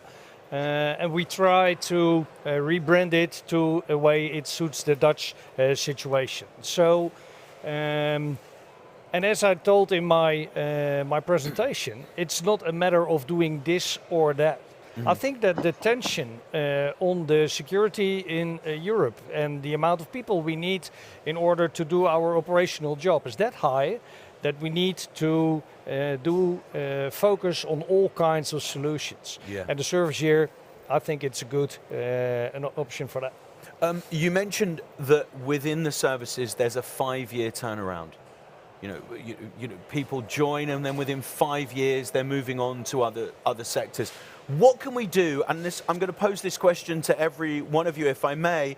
What is the plan to bring those people back? Here in the UK, we're talking about job hopping, having people return later in life, later in their careers, maybe go off, use those skills elsewhere, but come back to the army. Is that happening where you are? Is that happening for Holland? We are heavily investing in that, but if I may give one other instrument that we are using, I'm very proud that last week we were able to present fixed contracts, not only for NCOs and officers, but now also for soldiers.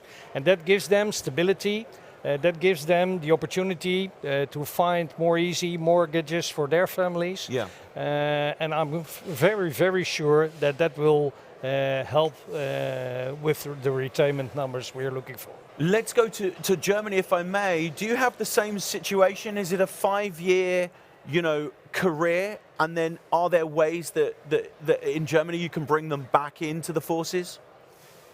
Yeah, we have, it's more or less the same. On the one hand, we have also the enlisted for about 7 months, up to 23 months.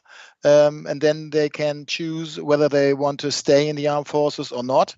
And as I understood you correct, what we put a lot of emphasis on is to shorten the periods for the applicants, so that you can also be petty officer as well in 4 years or 6 years, because we recognize that the young people want flexibility, as well as they come to us after another job.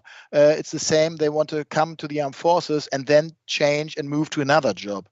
And what we also offer, if you stay, for example, 12 years in the armed forces, you get 5 years more your salary by the country and training opportunities, so that we can say whenever you come to the armed forces, you will leave them better prepared for everything you want to do afterwards. But we recognize that as at the beginning, we have to make shorter offers, about 4 years, 6 years, because we get a lot of enlisted people, a lot of officers, but we have more challenges to get the people for the petty officers. I can ask the same question to you, Colonel Mayuki. Do you have the same? Is it 5 years for you? And how do you attract those people back? Yeah, that's we took a simple approach. We simply we simply expanded qualification ages of private 18 to 26 to 18 to 32 in 2018, and we get 10% of private from here, this target market. So it does come back round. And the same question to you, sir, in France, if I may. Yes, first of all, well, our goal is to have an average of 7 years of service for enlisted. But after 4 years of service, we have an agency which is in charge of helping our soldiers to go back to the civilian world. And we have for the officers, they stay a bit more longer, and we also have dedicated NCO schools, and you can enlist directly as an NCO as a sergeant in the French army, which means that we have quite the same problem. We have, for young NCOs, we have to keep them between 7 and 9 years of service before leaving. But of course, we also hope that some of them will spend 30, 40 years in the army. And we are running out of time, gentlemen, but thank you so much for joining us. I just want to pitch one more question to you, sir. We have in the UK, we've launched TikTok for our armed services. What do you have something similar out in Holland? Yeah, well, we do not use TikTok, but we do have our social media channels. So Facebook, Instagram, yeah, they're widely used by our recruitment office in Amsterdam, yes. And do you find that they're a big new way of attracting that next generation? Do you find that social media is the future of attracting people as opposed to mainstream media, you know, TV, cinema, advertising? Yeah, well, you know, I think it's the whole of media which helps. So you see some advertising on national television, and that's pretty much targeted at, for instance, the parents, because they are still looking at the television. Of course. But the thing to attract for the younger people, they're not on television anymore. That's on social media. Yeah. Thank you very much indeed. Gentlemen, we are out of time, but can I thank you all for joining us this afternoon, and of course Japan for joining us in the middle of the night, sir. Back to bed for some of you, but thank you very much indeed. It's been an absolute pleasure, and to you, sir, thank you very much indeed. What an incredible day it has been here at DSEI, and thank you for being part of it as well. Of course, everything that you've seen this afternoon so far and over the last 4 days from the Excel here in London is going to be available, as I said earlier, on the 22nd of September at the DSEI Connect Hub. If you've not already joined, please do come and be part of that, and you can relive and re-educate yourself with any of the panels that we've performed for you over the last 4 days, and there's been some fascinating outlooks as well. But please do stay with us for the closing moments of this in just a moment.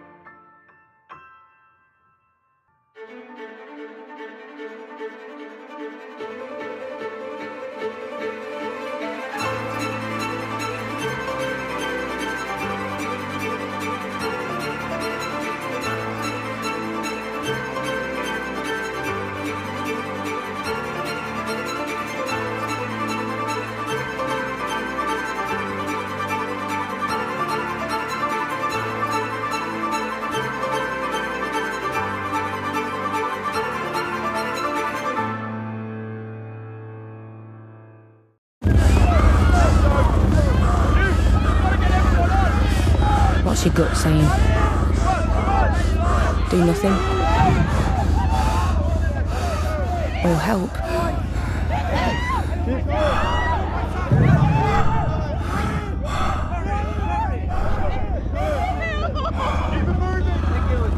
You've got the instincts. Now, get the training.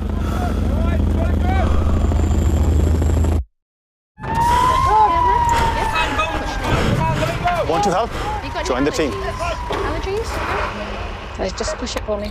Can I just hold it up? Okay, so I'm going to take this off. Oh, thank you. Some paracetamol? Yeah. Okay, was that all right? Looking good. Need a hammer that? Want a qualification that will set you right for life? We've got a spot on our team. Yeah. See you again. Back to me. Then we're good on the front. Yeah. Good afternoon. We're into the last 10 or 15 minutes or so now.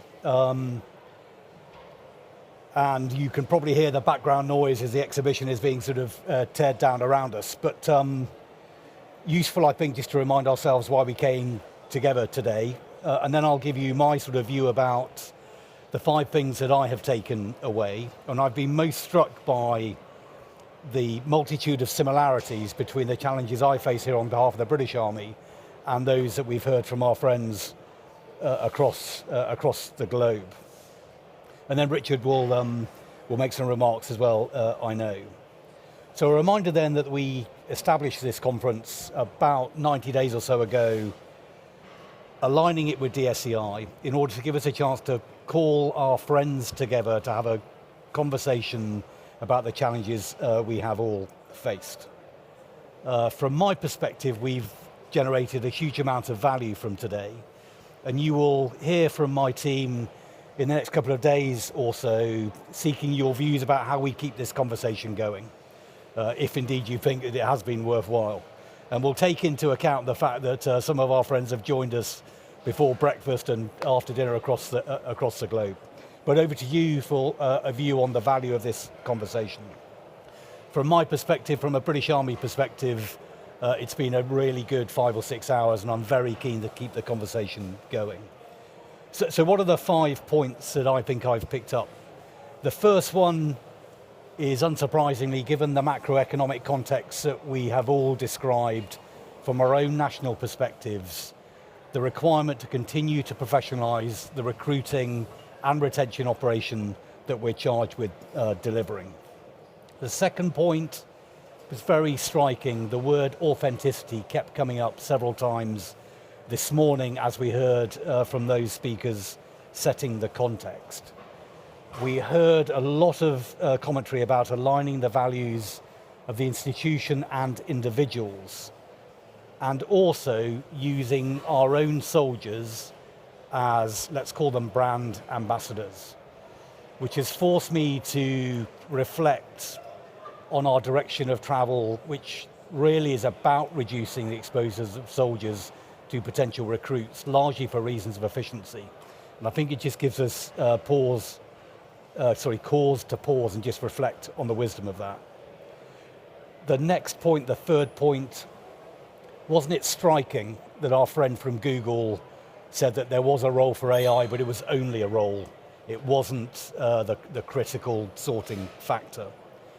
So a combination of data, AI, and humans to establish contact, and also, as General Davis described, to compress that contact to contract timeline.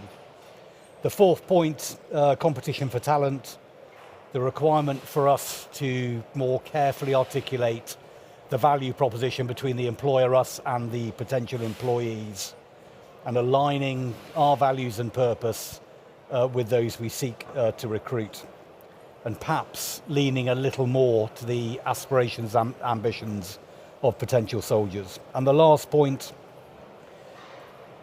introduced by Emma from Cranfield, the point about generations. And I think the reflection about the importance of focusing on the continuities between the generations and not overemphasizing the differences, even if you do believe there are rigid boundaries. Richard. Ian, thank you. I really enjoyed listening to different perspectives and was really taken by the similarities of the challenge. I'd like to make a couple of points. One is that recruiting for the armed forces, for the military, is a unique effort. So coming from a business that recruits for business, we can do that in a very digital way, talking to a very digitally enabled set of people that we seek to recruit.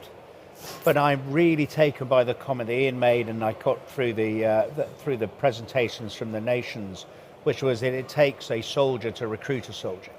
And therefore, really to underpin that point, the technology has a role to play in generating a great experience and a slick pipeline management process. But technology is not the answer, it's only part of a solution. And that it's really important that we don't lose that. So where I can recruit for industry by doing it predominantly online, in this particular area, we have to keep that human contact. And I think that came across loud and clear today, and it's reinforced my view. The second piece, which I got from everybody, was it's about channels. And channels means we have to understand where our young people are looking, how they absorb information, how they see the world.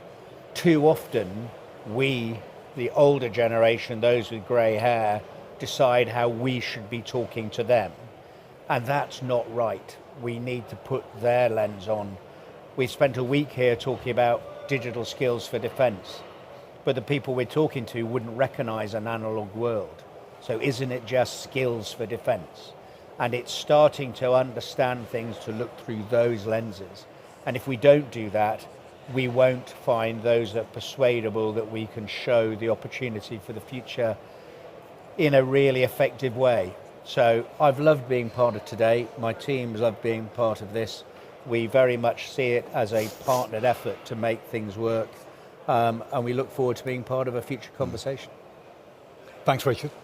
So to close, thank you very much to all of our speakers who have joined us from across the globe to share their experiences. Thank you to the Clarion team, in particular Craig, for a very lively series of MC linking things.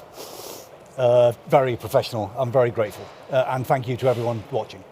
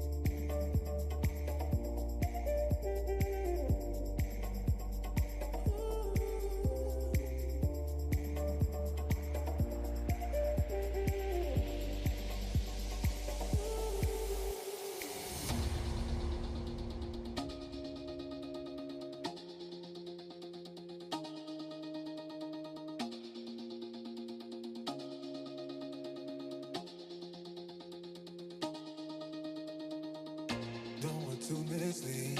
This is all you need. Be your everything, yeah, I'll be your everything. Still too soon to feel. Please just say it's real. More than just a thrill, not just in it for the thrill.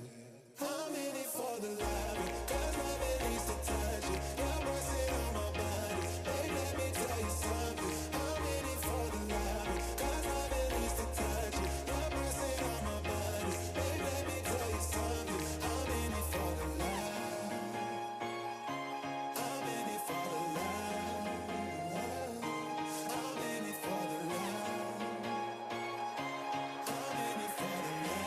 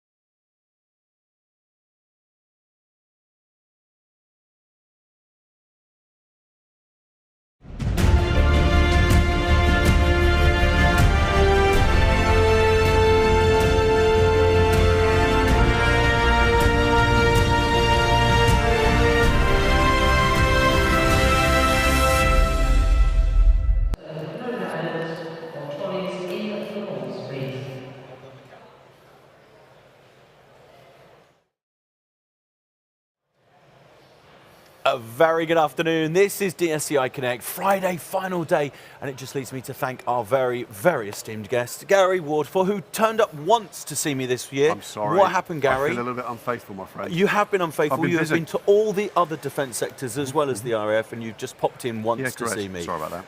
We've also got lovely Hayley, who's been brilliant on stream 2, hanging out the side of jets, of course, on helicopters, frigates, and also apparently doing some work. And of course, Grant, our event organiser. Thank you, sir, for being here as well with us. Now, I feel like we should start with just how's your week been. Grant, we'll start with you. So much planning goes into this every 2 years. I mean, it is a huge event. And we said on day one, this has doubled in size almost, hasn't it, from 2 years ago?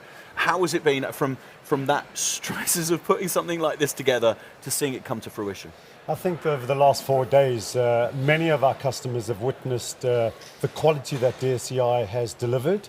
I am extremely proud of how we have organised this event, not from the operational perspective, but also delivering the quality of what our customers want to do.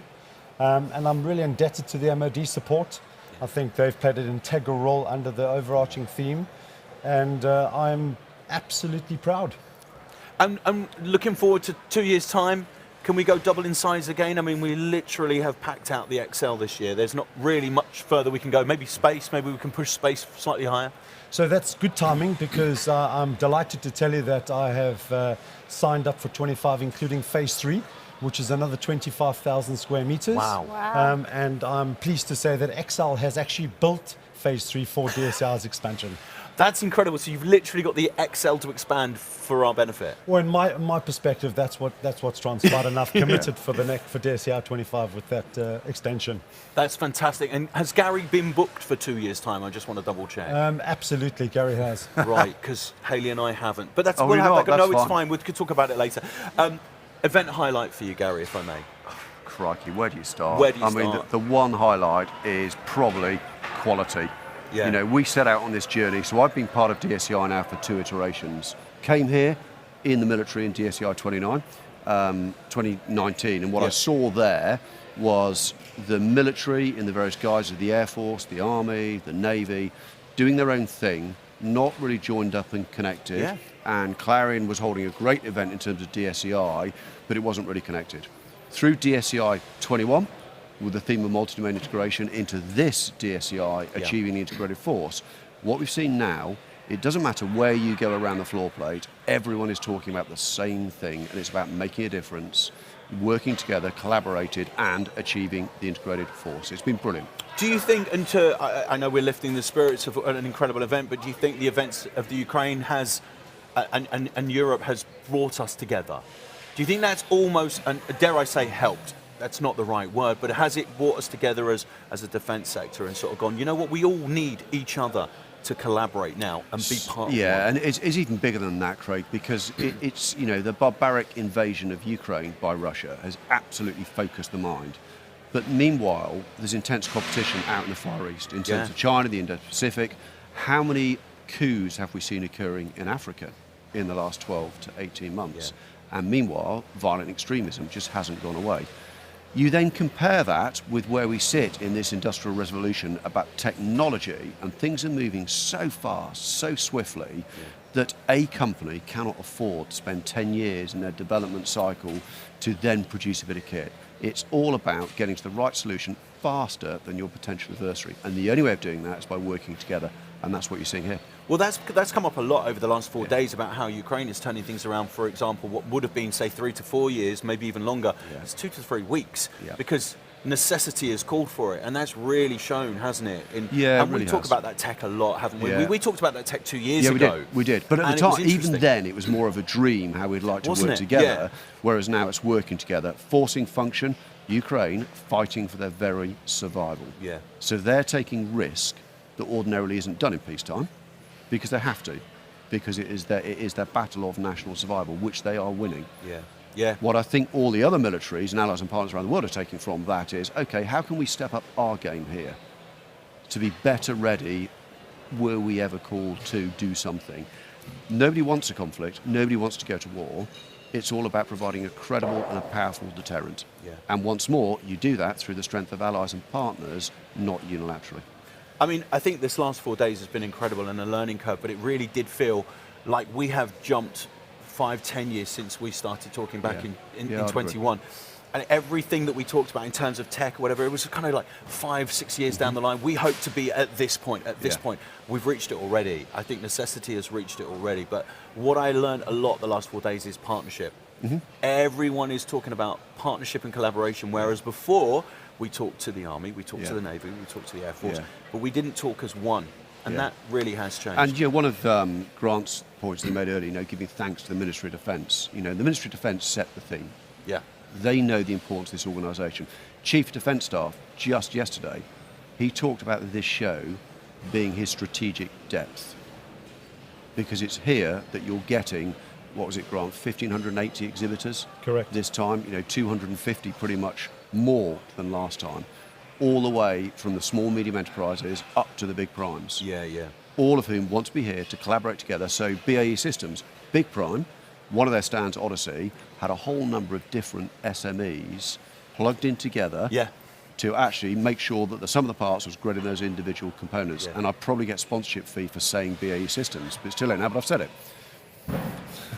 He's never changing, ladies and gentlemen. Someone did ask me which country did I feel was the most forward advanced from walking around, but I refuse to say that, except for Australia has incredible coffee. So I'm going to leave that there because I want to come back, so I'm going to leave that there. Hayley, for you, pick a highlight for me. Oh, do you know, I feel like I've been in such a privileged position because I have been spending my time meeting all the different exhibitors, people from around the world, showcasing their phenomenal technology, their products. I've learned so much this week and really echo what you say about this sort of theme of collaboration, partnership. So many people so happy to be here because they're connecting with friends, colleagues, and I think we're seeing the tug of war, which was organised down by the dockside, and just seeing, you know, obviously light-hearted and good spirit, but it just represents that coming together. And for me, that was an absolute highlight. It was just absolutely fantastic. But all of the military vehicles, incredibly impressive. The technology, learning about, you know, UK Space Command. It's been a fascinating insight, and it's been an absolute joy, and I've just met some wonderful people and will take away so much from the event. So it's been wonderful. And just a quick thing, Gary, who won the tug of war? Was it the F? It doesn't matter. It's irrelevant. It's irrelevant, ladies and gentlemen, who won. But my money was on the Army. Honestly, I want to just say thank you to everyone at Clarion who's put this together, everyone, including, of course, Grant, who made this possible. And I think 2025, wow, 2025, when we're talking about that already, is going to be bigger and better. And, of course, if you are part of DSEI Connect, will you please join us? Make sure you are logged into us. Make sure you're registered. Make sure you come and be part of the hub, and you can watch everything back on demand, including the tug of war, Air Force, doesn't matter, including the tug of war, of course, and so many more of those interesting panels and conversations that we have had this last week. 22nd of September is when they will be available on demand on the hub, which leads me to thank everybody that's been part of DSEI. Ladies and gentlemen, thank you to all of you for being fantastic, and we will hopefully see you in 2025.